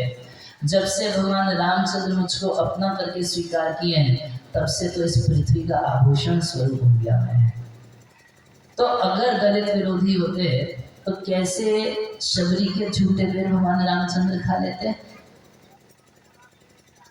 इन सब बातों पे विचार करना चाहिए किसी अशिक्षित मंत्री की बातों में नहीं आना चाहिए। सबसे पहले शिक्षा मंत्री को समझाना चाहिए कि भाई तू शिक्षा ले, उसके बाद मंत्री बनी, और नहीं माने तो देश से बाहर करना पड़े तो उसमें भी कुछ गलत नहीं है। क्यों उसको ऐसा पद दिया गया, शिक्षा मंत्री? यहाँ देखिए स्पष्ट कितना भागवत में लिखा है कि जब भगवान गए अयोध्या से, तो अयोध्या से जाते समय जितना अयोध्यावासी थे, कोई जात भेद नहीं, कोई लिंग भेद नहीं, किसी प्रकार कोई भेदभाव के बिना सबके सब लोगों को लेके भगवान अपने धाम चले गए। तो ऐसे भगवान क्या मरे हैं? जब बाकी लोग ही नहीं मरे, अयोध्या में जितने लोग थे कोई शरीर नहीं छोड़ा, सशरीर जिस शरीर में थे उस शरीर के साथ भगवान अपने धाम लेके चले गए। तो फिर भगवान के बारे में क्या कहा जाए? हरे कृष्णा कृष्णा कृष्णा हरे हरे, हरे राम राम राम हरे हरे। तो फिर आगे सुखदेव गोस्वामी अलग अलग लोगों का और वर्णन कर रहे हैं। भारतवर्ष का वर्णन किए, सबका वर्णन किए, और करते करते सुखदेव गोस्वामी सब जगह का वर्णन करने के बाद एक वाक्य में इतना बताया कि जो पापी लोग होते हैं उनको नरकों में यातना मिलती है। जैसा वो पाप करते हैं वैसे नरक में भेज के उनको वहां पर यातना दी जाती है, दंड दिया जाता है। तो परीक्षित महाराज एक सवाल उठा दिए। परीक्षित महाराज कहे कि हे गुरुदेव, आपने सभी लोगों का वर्णन किया, सूर्य की गति का, उसके ऑर्बिट का वर्णन किया, सब लोगों का वर्णन किया, कहाँ पर कैसे कैसे लोग रहते हैं उस सब का वर्णन किया, मगर उन सारे वर्णन में नरक का वर्णन तो आपने किया नहीं कि नरक किधर है। तो सवाल ये है कि नरक इस पृथ्वी पर ही कुछ जगह है या फिर इस पृथ्वी से बाहर कुछ है, त्रिलोकी में है या त्रिलोकी से भी बाहर है किधर ये नरक? होता है या नहीं होता? और एक मत प्रस्तुत कर रहे हैं परीक्षित महाराज की। कुछ लोग तो बोलते हैं कि नरक वरक कुछ नहीं होता, जो है सब यहीं पर है, सब स्वर्ग भी यही है, सब नरक भी यही है। उस जमाने में भी ऐसे लोग होते थे।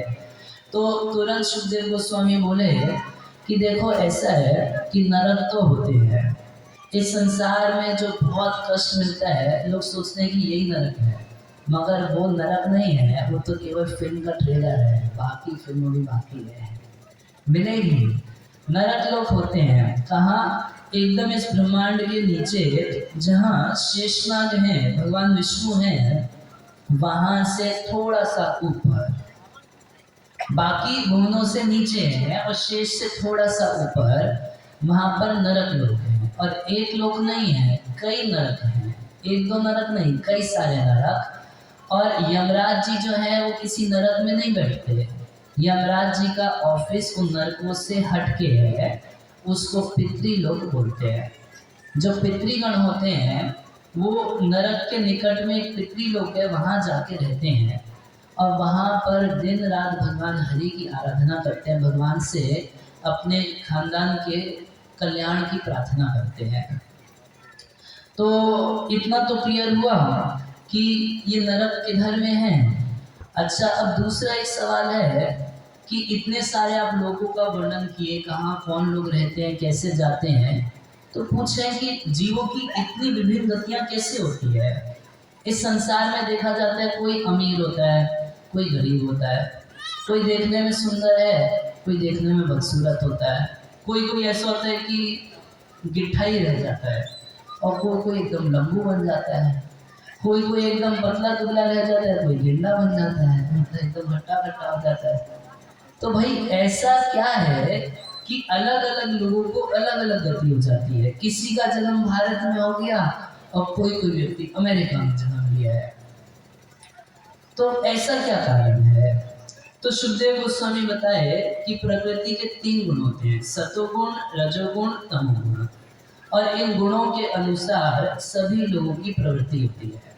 तो कोई सात्विक प्रवृत्ति का है तो उसकी श्रद्धा भी सात्विक होती है, वो काम भी सात्विक करता है, और उसका रिजल्ट कहाँ पहुँचेगा? तो वो ऊर्ध्व गच्छन्ति सत्वस्स।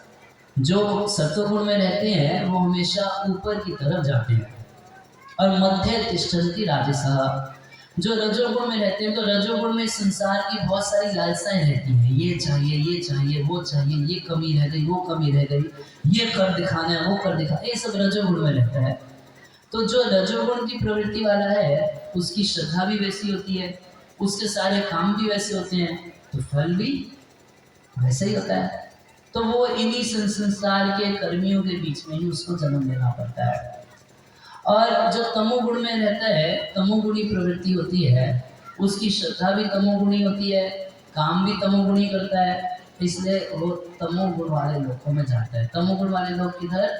नरक में जाता है।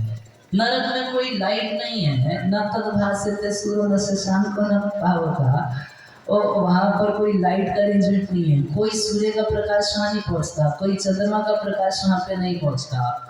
प्राणियों को दंड देने के लिए वो लोग जो मशाले जलाते हैं, उसी का प्रकाश बस रहता है नरक में, और एकदम अंधकार रहता है।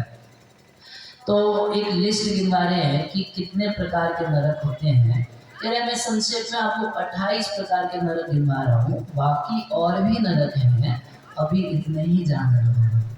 तो उन नरकों की लिस्ट दी गई है।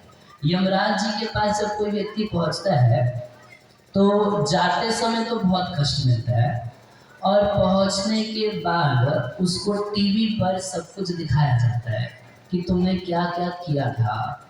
जब व्यक्ति शरीर छोड़ता है, आप किसी मरते हुए व्यक्ति को नोट कीजिएगा, यदि बातचीत करता होगा, एकदम शरीर छोड़ने के समय या कुछ दिन पहले से जीवन भर जो गलत काम किया है उसको याद आने लगता है। ये होता है ऐसा।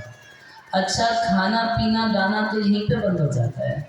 व्यक्ति बूढ़ा होता है तो धीरे धीरे उसका एपेटाइट खत्म हो जाता है।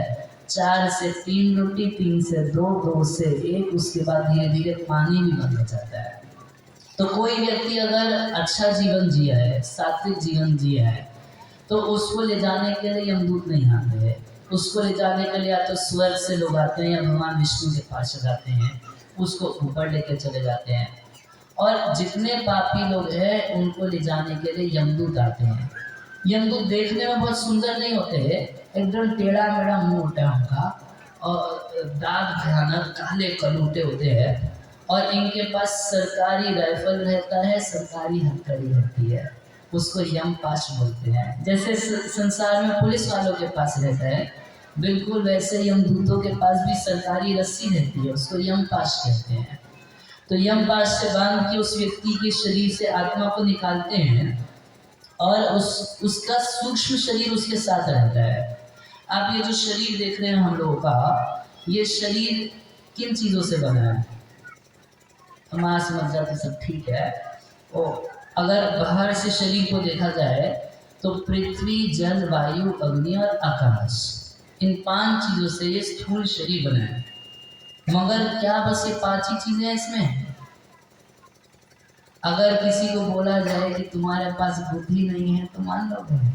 है ना? दिखती नहीं है मगर है।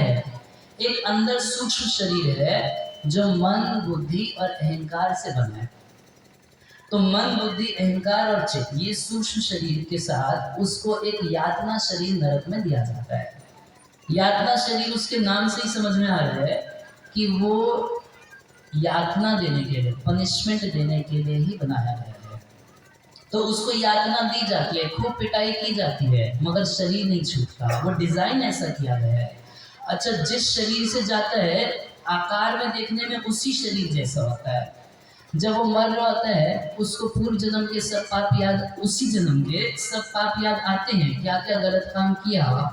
और यमदूत जब लेके जाने लगते हैं उसको, तो बहुत खराब रास्ता है, एकदम तपती हुई नीचे ज़मीन है, ऊपर से सूर्य का भयानक प्रकाश आ रहा होता है, और इस तरीके से खूब उसको गर्मी लग रही होती है, प्यास लगे, पानी मांग ले, तो यमदूतों को स्पेशल ट्रेनिंग होती है कि अगर पानी मांगा तो 3 तमाचा और मारना। पूछना उससे, तू कभी अपने बाप को पानी पिलाया था?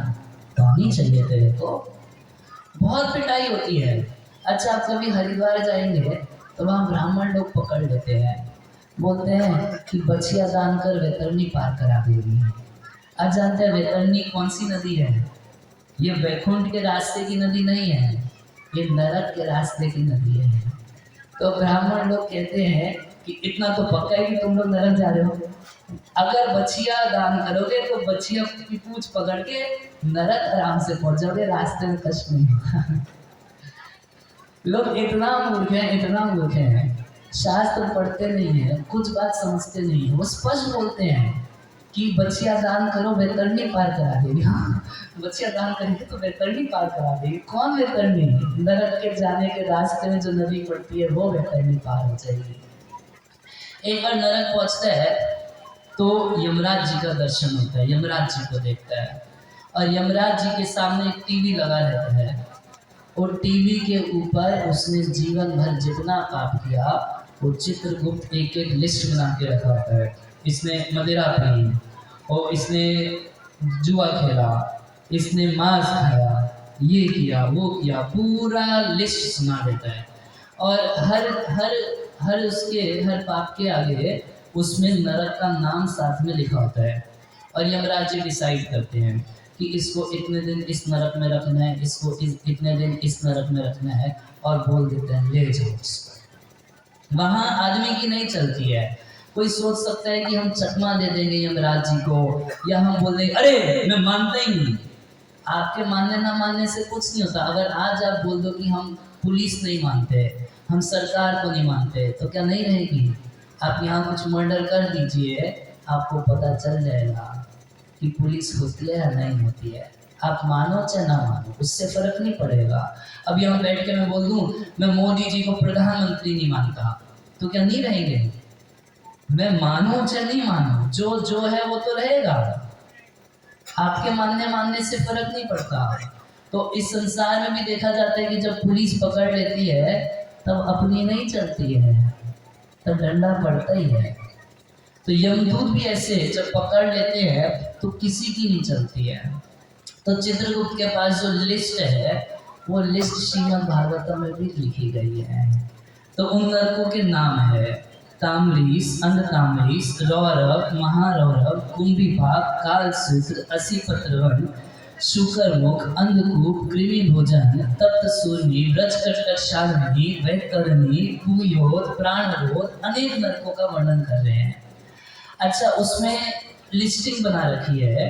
वो चित्रगुप्त देखते हैं कि कौन सा पाप किया। अच्छा, तो इसने दूसरों का धन, संतान, स्त्री ये सब हरण किया। ओके, तो इसको भेजा जाएगा। चित्रगुप्त बोलते हैं कि मालिक इसको ताम्रीस नाम के नरक में भेजा जाएगा। अच्छा, वहाँ क्या होगा? तो वही खाना पीना तो पहले से ही बंद है, खाना पीना दिया नहीं जाएगा। और ताम्रीस मतलब एकदम अंधकार रहेगा, पूरा ब्लैक, और उसको डंडे से पिटाई की जाती है। जो व्यक्ति किसी दूसरे के धन को हरण कर लेता है, उसकी घर का, स्त्री का, संतान का हरण कर लेता है, तो उसको भेजा जाता है ताम्रीस नाम के नरक में। और दूसरा एक नरक है जिसको बोलते हैं अंध ताम्रीस। वहाँ कौन जाता है? तो जो धोखा देके किसी के स्त्री या धन का अपहरण कर लेता है तो उसको अंध ताम्रीस नाम के नरक में भेजा जाता है। देखिए कैसे कुछ लोग करते हैं कि किसी के घर परिवार में किसी से दोस्ती कर ली, तो अब उस व्यक्ति पे तो कोई शक करेगा नहीं, और उसके घर में घुस के फिर अब उसके धन की चोरी कर ले या उसकी स्त्री की चोरी कर ले। तो ऐसे लोगों को अंध ताम्रीस नाम के नरक में भेजा जाता है। वहाँ उसको इतनी मार पड़ती है कि सारा माइंड ऑफ हो जाता है, सुध बुध बिल्कुल खो देता है, बहुत मार पड़ती है। अच्छा, कभी मार पड़ते समय चूचा करने लगे तो यमदूतों को स्पेशल ट्रेनिंग है कि अगर पानी मांगे तो ये वाली गाली देना, अगर माफ़ी मांगे तो ये वाली गाली देना। वो एक एक गाली, कैसे डंडा मारने, कैसे पिटाई करनी है, सबकी ट्रेनिंग रहती है। तीसरा नरक वर्णन कर रहे हैं कि कोई व्यक्ति देहात बुद्धि में रहता है, अपने आप को एक शरीर मान के अपना पेट पालन करने के लिए दूसरों से द्रोह करता है, चीटिंग करता है, धोखा करता है, तो उसको रौरव नाम के नरक में भेजा जाता है। वहाँ बहुत ही जहरीले रोडू नाम के कीड़े होते हैं जो उसको नोचते रहते हैं। बहुत कष्ट होता है उसको, वो चिल्लाता है, चीखता है, मगर कोई उसको बचाने वाला वहाँ पर नहीं होता। जितना उसने लोगों को सताया है उतना उसको दंड वहाँ लेना ही पड़ता है। रौरव नाम का नरक है। देहात बुद्धि में अपने को इस शरीर मानने की वजह से कितना लोग पैसा कमाते हैं गलत ढंग से। अच्छा, अगर मना करने लगो तो बोलते हैं क्या करें प्रभु जी, पापी पेट का सवाल है। और जानते हैं कि ये पेट के वास्तव में पेट भरने के लिए तो भगवान ने पर्याप्त दिया है, हम लालच की वजह से पाप करते हैं, उतने में संतुष्ट नहीं है, ज़्यादा चाहिए और ज़्यादा चाहिए, उससे ज़्यादा चाहिए तो उससे ज़्यादा चाहिए, उस चक्कर में रच रच के कलयुग के लोग पाप करते हैं। तो उनको रौरव नाम के नरक में भेजा जाता है।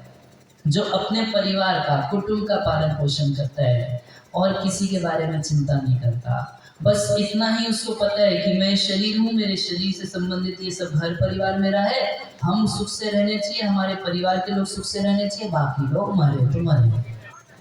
ऐसे व्यक्ति को रौरव नाम के नरक में भेजा जाता है और वहाँ रुरु नाम के कीड़े उसको बहुत नोचते हैं, दुख लगता है उसको। अच्छा, कुछ लोग तो ऐसे होते हैं जो अपने परिवार के बारे में तो सोचते हैं, कुछ इतने निकम्मे होते हैं कि वो माता पिता पत्नी बच्चों के बारे में भी नहीं सोचते, केवल अपने बारे में सोचते हैं। तो पहले वाले को रौरव नाम का नरक और दूसरे वाले को महारौरव नाम का नरक भेजा जाता है। वही रुरु नाम के कीड़े उसको नोचते हैं, नोच नोच के उसका मांस खींचते हैं, मांस खींच के खाते हैं। और इतना याद रखिए, ये यातना शरीर है, शरीर नहीं छूटेगा, वो मांस वापस आ जाता है, मगर कष्ट बहुत होता है, बहुत ज़्यादा पीड़ा होती है। अच्छा, अब वो लोग जो मांस खाते हैं, बकरा खाते हैं, मुर्गा खाते हैं, गाय खाते हैं और मच्छी खाते हैं, तो जो अब देखिए हम क्यों खाते हैं, इस जीवा की संतुष्टि के लिए। और बहाना करने वाले क्या क्या बहाना नहीं कर देते। एक जगह हम कथा कर रहे थे तो एक लड़का हाथ खड़ा करके बोला कि महाराज जी, अगर हम लोग बकरा नहीं खाएंगे तो इस संसार में इतना बकरा हो जाएगा, इतना बकरा हो जाएगा कि हम लोग मनुष्य कहाँ रहेंगे। तो हम बकरों की पॉपुलेशन कम करने के लिए बकरा खा रहे हैं। तो उस गांव में मच्छर बहुत थे। मैं बोला कि भाई तुम्हारे गांव में तो मच्छर की संख्या बहुत ज़्यादा है, वो क्यों नहीं खा लेते हैं। तो मच्छर भी खा लो, कॉकरोच भी खा लो, छिपकली भी खा लो, तो कितनों की संख्या बढ़ गई है। और जानते हैं चाइना वगैरह आप जाएंगे तो लोग छिपकली भी खा लेते हैं, कॉकरोच भी खा लेते हैं, लोग तो सर्वभक्षी हैं, सब कुछ खा लेते हैं। ऐसी बात की बात है कि दिल्ली में हम कथा कर रहे थे तो केवल लड़ाई करने के लिए एक माता जी लास्ट में प्रश्न करती है, बोली आप लोग इतना बोलते हैं ये नहीं खाना चाहिए तो वो नहीं खाना चाहिए, ये है तो वो है, भगवान ने क्यों बनाया है? खाने के लिए बनाया ना। मैंने कहा ये तो कोई छोटा बच्चा ही बोल सकता है कि जो कुछ बनाया खाने के लिए बनाया है। कोई करताल ले लिया तो हाथ में खाना चालू कर देगा, कुछ और मिला हाथ में, कोई छोटा बच्चा ही। अरे नहीं नहीं, मेरा कहने का मतलब नहीं समझे महात्मा जी, क्या बोलो। तो बोली कि भाई देखो, शेर भी तो मांस खाता है ना, तो भगवान ने इसका मतलब मांस खाने के लिए बनाया है, तो हम लोग भी खाते हैं। हमको बड़ा गुस्सा आया। मैं बोला अच्छा, शेर मांस खाता है इसलिए तुम मांस खाओगे, तो सुअर भी कुछ खाता है, सुअर गू खाता है, वो भी खाता है। अगर यही तर्क है कि दूसरा खाता है तो हम भी खा सकते हैं, भाई भगवान ने उसको वैसी आंत दी है, वैसा पाचन क्रिया दी है कि शेर मांस खाता है, और हम लोगों को 9 मीटर की छोटी सी आंत दी है। जो मांस खाते हैं ऐसी स्थिति होती है कि आप फेस टू फेस उनसे बात नहीं कर सकते, 2 गज दूरी मांस कैसे जरूरी, इतना बदबू आती है मुंह से कि पास खड़े होकर बात नहीं की जाती, चाहे मांस खाने वाले चाहे प्याज लहसुन खाने वाले। तो ये तमोगुणी है, हम मनुष्यों को खाने के लिए नहीं बनाया, मगर फिर भी अगर भीड़ बने रहे और मांस खाते रहे तो कुंभी पाक नाम के नरक में भेजा जाता है। तो यहाँ पर उस व्यक्ति ने जितने पशुओं को फ्राई किया है ना, आज मुर्गा फ्राई तो आज मछली पर फ्राई, हम लेग खाएंगे तो हम चेस्ट खाएंगे, जितना उसने किया वो सारे पशु उसका इंतज़ार करते हैं कुंभी पाक नरक में। और जैसे उसने किया बिल्कुल वैसे ही वहाँ एक बहुत बड़ा लोहे का बहुत बड़ा कढ़ाई रहता है और उसमें तेल हमेशा गर्म रहता है। ऐसा नहीं, अब जानते होंगे कोई हलवाई वगैरह आप देखे होंगे तो वो लोग कभी तेल ठंडा नहीं रखते, वो कभी ना कभी कोई ना कोई आएगा उसको तलना होगा, ऐसे ही कुंभी पाप नरक में रहता है, तेल पूरा तप्त रहेगा हमेशा। और उसके बाद जो जो मांस खाने वाले हैं, ये वरुण फ्राई, तो ये तरुण फ्राई, तो ये टॉमी फ्राई, तो ये जॉली फ्राई, जो जो है सबको फ्राई करके खाते हैं। जितना पकौड़े बनाए तो मांस खाने वालों का पकौड़ा वहाँ पर बनाया जाता है। तो तैयार रहना चाहिए जो लोग मांस खाते हैं कि वहाँ जाने को मिलेगा, वहाँ देखने को नहीं, फ्राई होने को भी मिलेगा। अच्छा, अब जो लोग माता पिता को, ब्राह्मणों को, वेदों को, इन सब का विरोध करते हैं, उनके लिए एक दूसरा नरक बनाया गया है। कुछ लोगों ने अब आदत डाल ली है वेदों के विरोध ही बोलना है, जो बोलना है। ऐसे ऐसे भी लोग होते हैं। यही नवद्वीप की बात है कि जगाई मधाई नाम के तो ब्राह्मण थे। अब जन्म तो ब्राह्मण कुल में हुआ था, तो शास्त्र पढ़ना, संस्कृत, व्याकरण सब कुछ जानते थे। और शास्त्र पढ़ते थे, उसमें देखते थे कि क्या क्या पाप है। तो आज पढ़ लिया कि मांस खाना पाप है, चलो तो मांस लेके आओ। पढ़ा शराब पीना पाप, शराब रच रच के ढूंढ ढूंढ के पाप करते थे कि शास्त्र में जो जो पाप लिखा है वो सब करेंगे। कितने ऐसे लोग होते हैं जो निंदा करते हैं शास्त्रों की, अरे ब्राह्मणों ने बड़ा चढ़ा के लिख दिया है, अपनी पूजा कराने के लिए सब बात लिख दी है। अभी पीछे एक व्यक्ति ऐसा आरोप लगा दिया, तो एक मायावादी संत है शंकराचार्य, तो वो बोले, आरोप क्या लगाया कि तुम लोगों के शास्त्र सब पंडितों ने लिखे हैं। भाई वैदिक शास्त्र जो है ये साक्षात भगवान से आए हैं, मगर नास्तिक लोग ना मानने की वजह से बोलते हैं कि तुम्हारे शास्त्र जो है ये सब पंडितों ने लिखे हैं।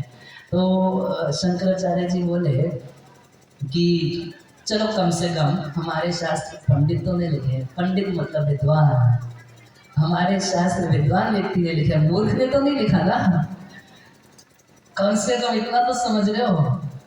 तो कुछ लोग सोचते हैं कि ये शास्त्र वगैरह सब झूठी बातें हैं, पंडितों ने गढ़ गढ़ के लिख दी है। तो ऐसे लोगों को कालसूत्र नाम के नरक में भेजा जाता है। वहाँ 80,000 मील फैला हुआ नरक है वो, और नीचे एकदम तपता हुआ उसमें ढाल लगाया गया है तांबे का, और ऊपर से सूर्य का प्रकाश, और उस तांबे के थाल में उसको खूब घुमाया जाता है।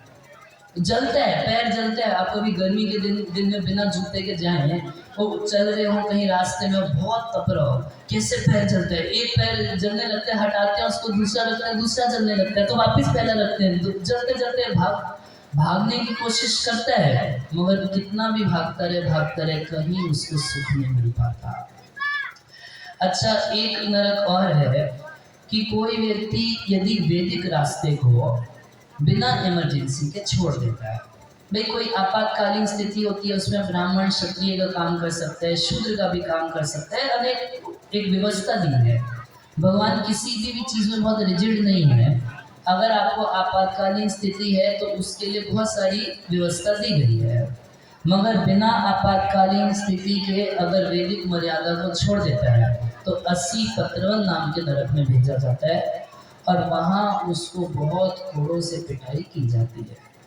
हर नरक में आप मान के चलिए पिटाई बहुत होती है, और शरीर नहीं छूटता, क्योंकि शरीर स्पेशली डिजाइन किया गया है।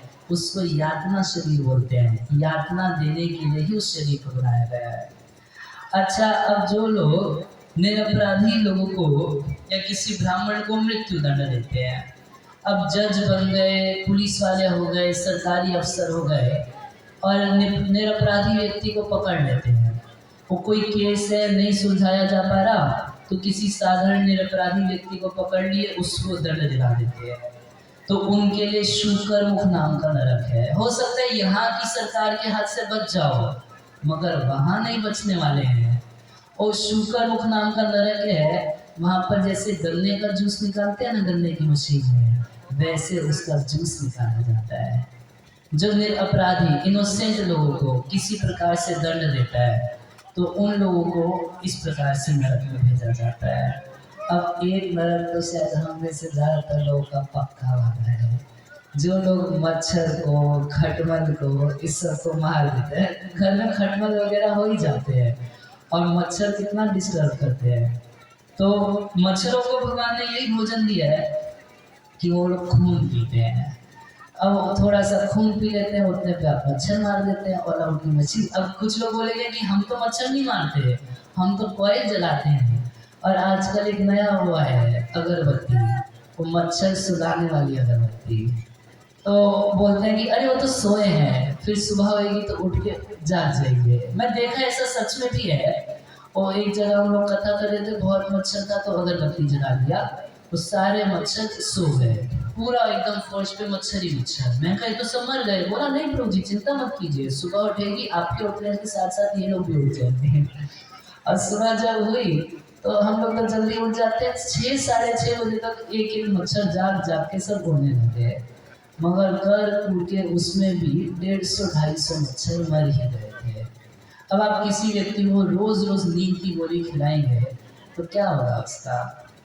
तो मच्छरों के लिए उपाय है मच्छरदानी, वो ठीक है, उसमें पाप नहीं लगता।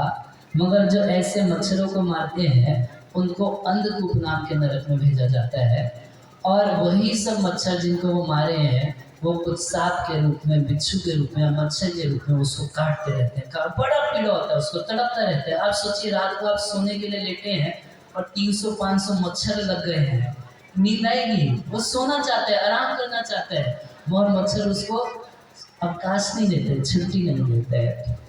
अब एक नरक वो है जो लोग बिना भोग लगाए खाते हैं। भगवान ने हमें सब कुछ दिया, अगर हम भगवान को थोड़ा अर्पण करके खाएं इसमें क्या घट जाएगा। जैसे कोई माता पिता है, पिताजी है, वो घर वापस आता है और अपने बच्चे के लिए एक चॉकलेट लेके आता है, कोई मिठाई का डिब्बा ले आता है। अब बच्चा क्या करता है, वो लेके एक बार पहले पिताजी को दिखाता है, पापा खा लो। वो उसको खाना नहीं है, वो तो लाए अपने बेटे के लिए। अच्छा उसमें बेटे का पैसा नहीं लगा है, उसमें सारा पैसा बाप का ही लगा है। मगर केवल इतनी भावना कि पहले पिताजी को अर्पण करके उनसे पूछ के खा रहे, इतने में पिता खुश हो जाता है। उसी प्रकार से सब सारा का सारा सप्लाई भगवान के द्वारा है। हम अगर भगवान को भोग लगाए बिना खाते हैं तो भगवान भगवद गीता में कहते हैं स्तेन एवं एक नंबर का चोर है। आजकल के लोगों को अगर बोले कि भोग लगा के खाओ, भजन क्या करो, तो ईमानदारी का प्रवचन शुरू। हम ईमानदारी से रहते हैं, हम कोई बेईमानी नहीं करते। और प्रभुपाद जी कहते थे कि इसको चोरों की ईमानदारी कहते हैं। एक बार की बात है, गांव में 5-7 चोर थे, तो एक ही जगह जाके चोरी करते थे, कम माल बटोर पाते थे। तुम डिसाइड किए कि ठीक है अब से हम 2-2 का ग्रुप बनाएंगे, 3 टीम बनाएंगे, 6 के 6 अलग अलग गाँव में जाके चोरी किए और सारा का सारा माल लाके एक साथ एक टेबल पे रखेंगे और उसके बाद ईमानदारी से बांटेंगे। तो ऐसे ही किए, इधर उधर से जाके चोरी करके लाए, टेबल पे रखे, वो देख ईमानदारी से बांटी होंगी। अच्छा सारा माल चोरी का, बीच में ईमानदारी कहाँ से आ गई?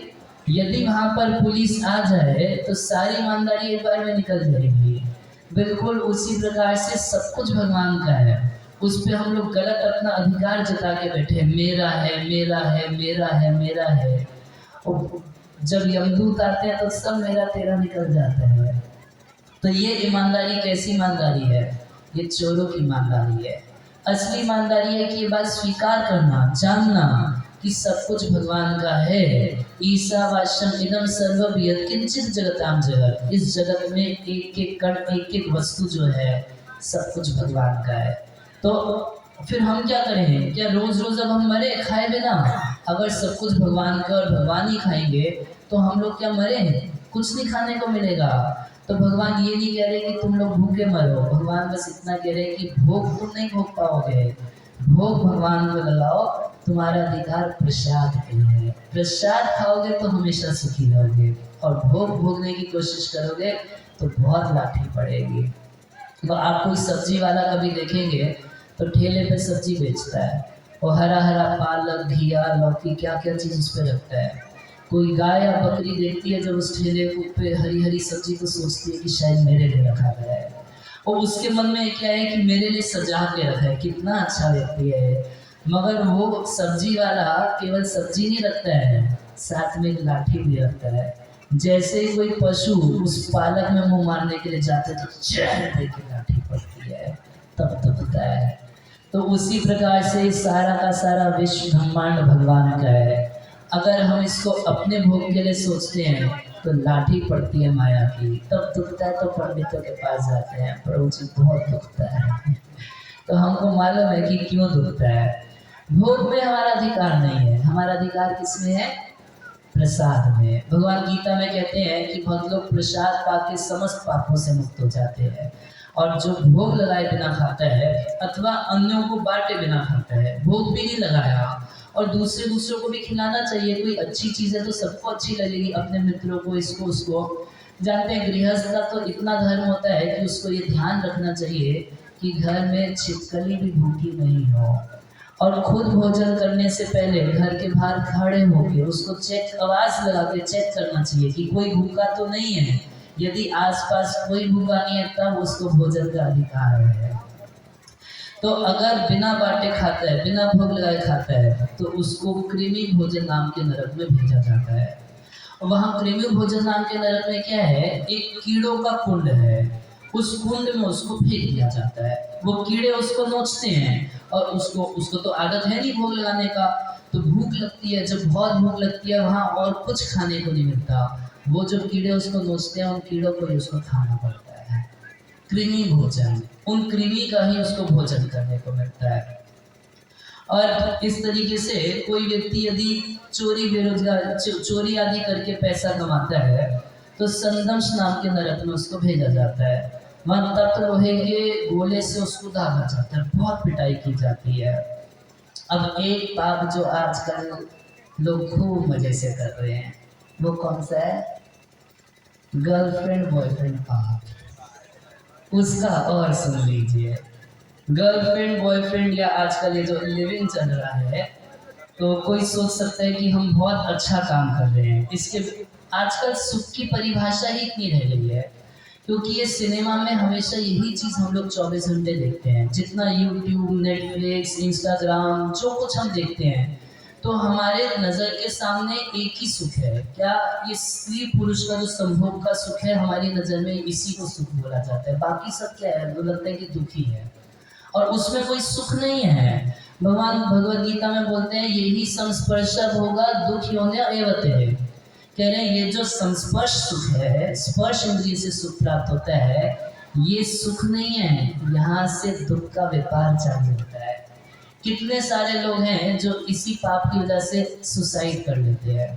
आप लोग गूगल करके देखेंगे तो सन 2019 में 2,37,000 लोग सुसाइड किए थे, जिनमें से 60% यंग लोग थे और गर्लफ्रेंड बॉयफ्रेंड के चक्कर में सुसाइड किए थे। ये भारत की बात बता रहे हैं, विदेशों को तो छोड़ दीजिए।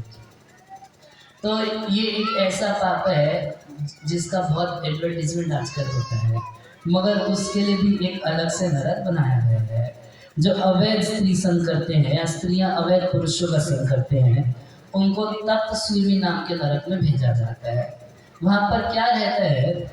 वहाँ पर जैसे मान लीजिए कोई पुरुष है तो एक लोहे की बनी हुई स्त्री रहेगी, और उस लोहे की बनी हुई स्त्री को पूरा हीट कर देते हैं, 3000 डिग्री सेल्सियस, 4000 डिग्री, बस पिघले ना, इतना गर्म कर देते हैं कि पूरा लाल दिखाई देगी, और तब इसको धकेला जाता है, चल इसको गले लगा। बोले नहीं, बाप रे बाप, ना बाप रे बाप से नहीं चलेगा, जबरदस्ती उसको उससे गले लगाया जाता है कि अब गले लगा, कर आलिंगन।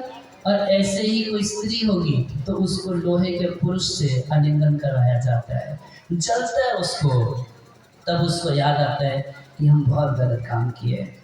कोई राजा है, राज मर्यादा का अतिक्रमण करता है, जनता को सताता है, तो उसको वैतरणी नाम के नरक में भेजा जाता है, जहाँ मल मूत्र पीप रक्त केश नख ये सब रहता है, और कुछ कीड़े रहते हैं जो उसको नोचते रहते हैं। एक और है जो शौचाचार का त्याग करता है, विवाहित व्यक्ति है और किसी वैश्य आदि का संग करता है, तो उसको पियोल नाम के नरक में भेजा जाता है, और वहाँ भी यही सब रहता है, मल मूत्र पीप रक्त, इसका एक बहुत बड़ा कुंड रहता है, और वहाँ पर उसको यही सब खाने के लिए मिलता है। मतलब देखो कोई शौचाचार तो है नहीं, कोई नियम तो जीवन में पालन करता नहीं, साफ सुथरा तो जगह भी रहना ही था, तो खा ये तेरा भोजन, क्या खाऊं भाई, मल खा ले, मूत्र खा ले, पीप खा ले, पस खा ले, ये सब खाने को उसको दिया जाता है। अब वो लोग जो घर में कुत्ता पालते हैं, आजकल ये भी एक फैशन है। देखिए, घर में गाय पालनी चाहिए और कुत्ते का स्थान रखा गया है घर के बाहर। आप ये मत सोचिए कोई भेदभाव है, गाय पवित्र है और गाय को घर के अंदर रखा जाना चाहिए। गाय का पालन पोषण करना चाहिए। पहली रोटी गाय की और अंतिम रोटी कुत्ते की। भूखा किसी को नहीं छोड़ रहे। सब वैदिक शास्त्र में सबके ऊपर दया का भाव रखा गया है, मगर अब इसका मतलब ये नहीं कि कुत्ते को ही घर में रख लो और फिर कुत्ता जैसे ही हो जाओ। एक बार हम लोग की वृंदावन यात्रा निकली थी, तो लखनऊ से कुछ भक्त लोग आए थे। एक छोटी बच्ची आई थी, 7-8 साल की होगी। तो एक घर में कुत्ता देख के बोली मेरे को कि प्रभु जी मैं भी ऐसे ही कुत्ता रखूंगी। तो मैं बोला उसको कि देखो घर में कुत्ता नहीं रखना चाहिए, घर के बाहर। नहीं नहीं मैं भी कुत्ता रखूंगी। मैंने कहा अच्छा, अगर मरते समय तुमको कुत्ता याद आ गया तो अगला जन्म कुत्ता का मिलेगा तुमको। तो मरते समय हम उसी कुत्ते को याद करते करते मर गए, तो अगला शरीर कौन सा मिलेगा? कुत्ते का। तो फिर उसी घर में कुत्ता बनेगा। अब क्या करेंगे? और अगर मरते समय आप गाय का स्मरण करके मरे तो निश्चित निश्चित वैकुंठ को पा जाएंगे। हरे कृष्णा कृष्णा कृष्णा हरे हरे, हरे राम राम राम हरे। तो उनको प्राण रूप नाम के नरक में भेजा जाता है और उनको लक्ष्य बना के खूब बाणों से भेजा जाता है। अच्छा, कुछ ऐसे लोग होते हैं जो यज्ञों के नाम पे पशुओं को मारते हैं। हम ये यज्ञ का आयोजन किए हैं, वो यज्ञ का आयोजन किए हैं, हमारे धर्म में कहा गया है कि इस दिन खूब बकरा मारो, ये करो वो करो। तो विशेषण नाम के नरक में भेजा जाता है और जिस जिस बकरे को मारते हैं बदले में वही बकरा उनको मारता है। कुछ लोग किसी दूसरे के घर में आग लगा देते हैं, किसी को जहर दे देते हैं, तो सूर्य में मेदन नाम के नरक में भेजा जाता है जहाँ 720 कुत्ते रहते हैं और उनकी बड़ी पैनी दाढ़ियाँ होती हैं, वो उसको नोचते हैं, बहुत कष्ट होता है। अब एक नरक और है अधिकांश पुरुषों के लिए। माता जी लोगों को, कम माता जी होंगी जिनको जाना पड़ेगा इस नरक में, और उसका नाम है अयपान। जो व्यक्ति शराब पीता है, सिगरेट पीता है, नशा करता है। अब मैं इसलिए माता जी को भी इंक्लूड किया कि मेरे साथ एक बार ये दुर्घटना हो गई और हम पीपरा घाट पे वहाँ कुशेश्वर के पास कथा कर रहे थे, तो बात चली कुछ सिगरेट के बारे में। तो मैं बोल दिया कि मैं माता जी लोगों को नहीं बोल रहा, प्रभु जी लोग जो लोग सिगरेट पीते हैं उनकी बात कर रहा हूँ कि ऐसा है वैसा है, कुछ बोल रहा हूँ। जी मैं मान के चल रहा था कि माता जी लोग तो सिगरेट वगैरह नहीं पीती होंगी। अगले दिन जब मैं कथा करने के लिए जा रहा था, थोड़ा वॉकिंग करते पैदल जा रहा था, तो क्या देखा कि एक घर के बाहर 70-75 साल की बुढ़िया बैठी थी बाहर और बीड़ी मैं कहा वाह, मैं तो गलत उदाहरण दे दिया था। अगले दिन जाके कथा में सुधार किया। मैंने कहा जो माता जी लोग बीड़ी फूकती हैं उनको भी जानना पड़ेगा। तो जो शराब पीते हैं, सिगरेट पीते हैं, ये सब एकदम थर्ड क्लास की चीज़ है, नशे की चीज़ है। और जानते हैं लोग क्या बोलते हैं, हम क्यों नशा करते हैं?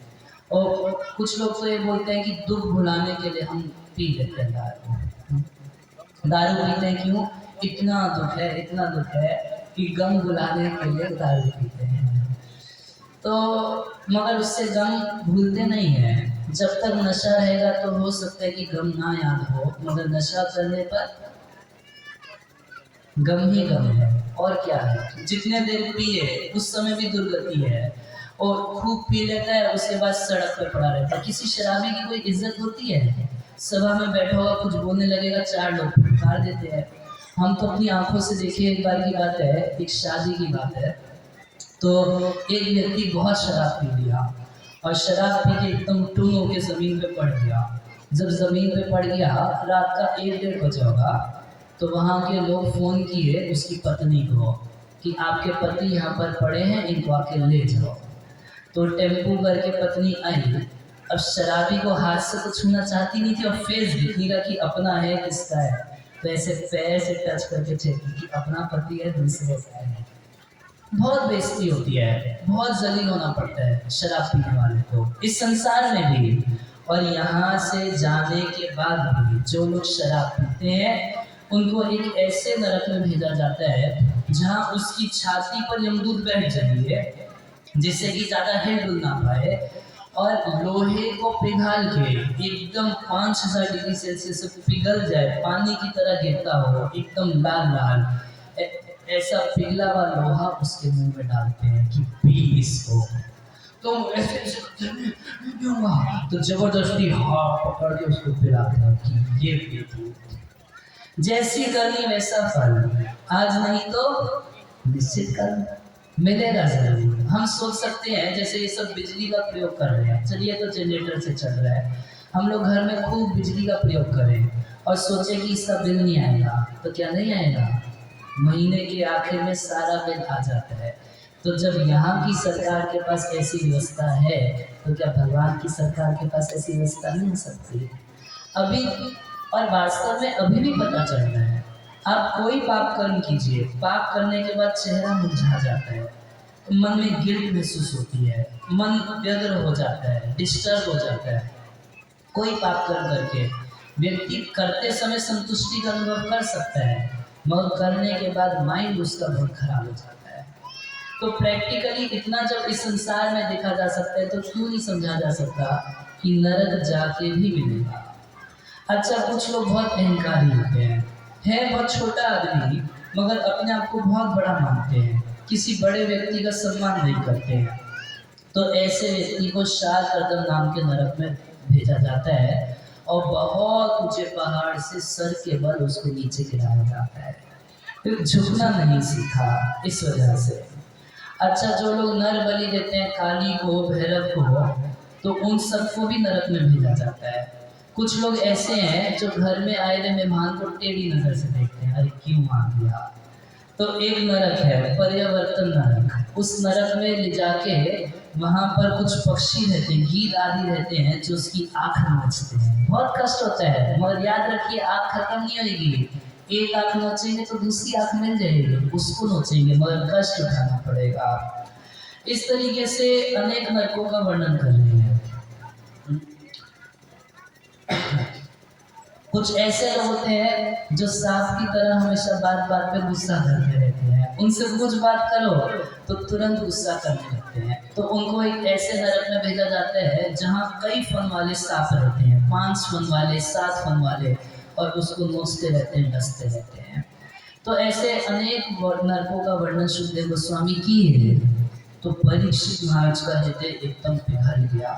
परीक्षित महाराज को अपने लिए कोई डर नहीं था, वो तो पहले सुखदेव गोस्वामी बोल चुके थे कि परीक्षित तुम तो भगवान के धाम जाओगे, बस कथा सुनो भगवान के धाम जाना है।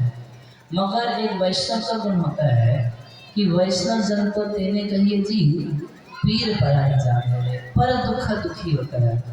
तो परीक्षित महाराज सोचे कि हमको तो ऐसे नरक नहीं जाना पड़ेगा, मगर इस संसार के ज़्यादातर लोगों को तो इन नरकों में जाना ही पड़ेगा। तो सुखदेव गोस्वामी से जिज्ञासा की है कि महाराज हमको ये बताइए कि कोई एक ऐसा उपाय जरूर बताइए जिस उपाय से लोगों को इन भयानक नरकों में इतना कष्ट ना उठाना पड़े। तो सुखदेव गोस्वामी, अभी तो हम संक्षेप में बता देते हैं और कथा कल परसों से आगे सुनते रहेंगे। एक उपाय बताए। क्या उपाय? पहले तो ऐसे बोल दिए कि देखिए कि प्रायश्चित करना पड़ेगा। जब तक आप इस संसार में हैं, मनुष्य शरीर में हैं, मनुष्य शरीर में रहते करते ही प्रायश्चित करना पड़ेगा। बोले छोटा पाप छोटा प्रायश्चित कर लो, बड़ा पाप हुआ तो बड़ा प्रायश्चित कर लो। जैसे बीमारी, छोटी बीमारी तो डॉक्टर आपको दवाई दे देता है, टैबलेट दे देता है, बड़ी बीमारी है तो सुई लगा देता है। तो जैसा पाप हुआ है उसका समय रहते करते प्रायश्चित कर लो। एक बार मरने का समय आ गया तब यमदूत नहीं सुनते हैं। कोई बोल सकता है प्रभु जी अब मैं करूँगा, प्लीज छोड़ दो इस बार।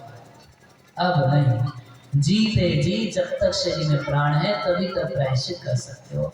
और परीक्षित महाराज पसंद नहीं किए, बोले लोग अपने पापों को मिटाने के लिए प्रायश्चित करते हैं, कभी हरिद्वार जाते हैं गंगा स्नान करते हैं, कभी इधर स्नान करते हैं, उधर तीर्थों में जाते हैं, पूजा पाठ यज्ञ आदि करते हैं पाप से मुक्त होने के लिए। मगर उसके बाद फिर पाप करते हैं।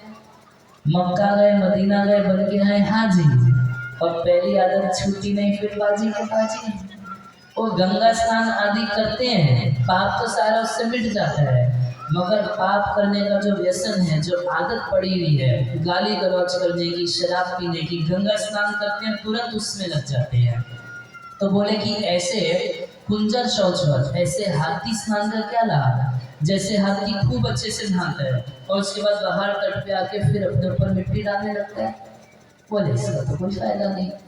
तो सुखदेव गोस्वामी उसके बाद ज्ञान की विधि बोले कोई व्यक्ति अगर ज्ञान में स्थित है, हमेशा वही चीज खाता है जो उसको अच्छे से पच जाए, तो वो बीमार क्यों पड़ेगा? तो अगर हमेशा ज्ञान बना रहेगा, क्या पाप है क्या नहीं है, क्या करना चाहिए क्या नहीं करना चाहिए, ज्ञान बना रहेगा तो व्यक्ति पापों से बचा रहेगा।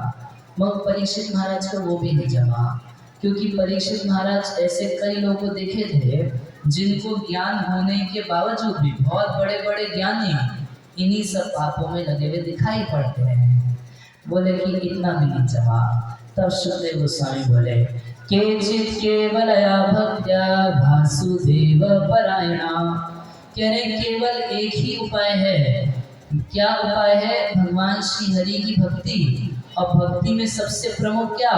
तद नाम ग्रहण आदि भी, भगवान का नाम कीर्तन करने से। क्योंकि बाकी उपायों से पाप खत्म हो जाता है, मगर पाप की आदत बनी रहती है। भगवान का नाम कीर्तन करने से और भगवान के भक्तों से हरि कथा सुनने से पाप की आदत ही खत्म हो जाती है। ये अंतर है। हरे कृष्णा कृष्णा कृष्णा हरे हरे, हरे राम राम राम हरे हरे। तो अब आप लोग पूछ सकते हैं कि सिर्फ कहानी ही सुनाएंगे या कुछ दिखाएंगे भी? तो आप लोग के लिए पर्दा लगाया है, जो भागवत में सुनाया है अभी आंखों से उसको दिखाएंगे भी, क्योंकि आजकल ऑडियो विजुअल का ज़माना है।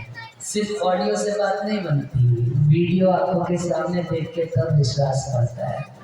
तभी आप लोगों को पर्दे पर हम लोग कुछ सिनेमा भी दिखाएंगे। तो उससे पहले कुछ अनिरुद्ध भजन गाएंगे, और आज कुछ लड़कियों का ड्रामा भी है। हरे कृष्णा। ग्रंथराज श्रीमद् भागवतम की जगत गुरु श्रील प्रभुपाद की जय। बोले हरे कृष्णा। तो आपको लगता है कि सबका दिमाग खुल गया होगा? थोड़ा सामने से कम कीजिए। सबका दिमाग कुछ न कुछ तो खुला होगा, जो पी कर आए हैं उनका भी, और साउंड कुछ कम कीजिए। और जो ऐसे 28 प्रकार के नरों के वर्णन किए महाराज जी, तो उनमें हमको लगता है कि सब पे एक एक तो लागू हो ही गया होगा। तो वैसे प्रायश्चित करने के लिए तो भगवान के नाम का बहुत जरूरी है। तो सभी लोग दोनों हाथ खड़ा करके और बोलेंगे हरे कृष्णा। ऐसे ही नहीं, प्रण लेकर कि आज के बाद भगवान जो किए आज का भजन करेंगे, ठीक है? नहीं तो बहुत बड़ी दुर्गति होने वाली है। बोलिए हरे कृष्णा कृष्णा कृष्णा हरे हरे, हरे राम राम राम हरे हरे। तो हम लोग एक भजन गाएंगे जो कि मुख्य सार है इस जीवन का, भोजपुरी में है। हरे कृष्णा। राम नाम भज दिन रतिया हो, ना हुई दूर गतिया। राम नाम जप बिना रतिया हो, राम नाम कह दिन रतिया हो, न होई दूर गतिया। राम नाम कह दिन रतिया हो, न होई दूर गतिया। होई दूर गतिया हो, होई दूर गतिया, होई दूर गतिया हो, होई दूर गतिया, होई दूर गतिया हो, ওই দূরে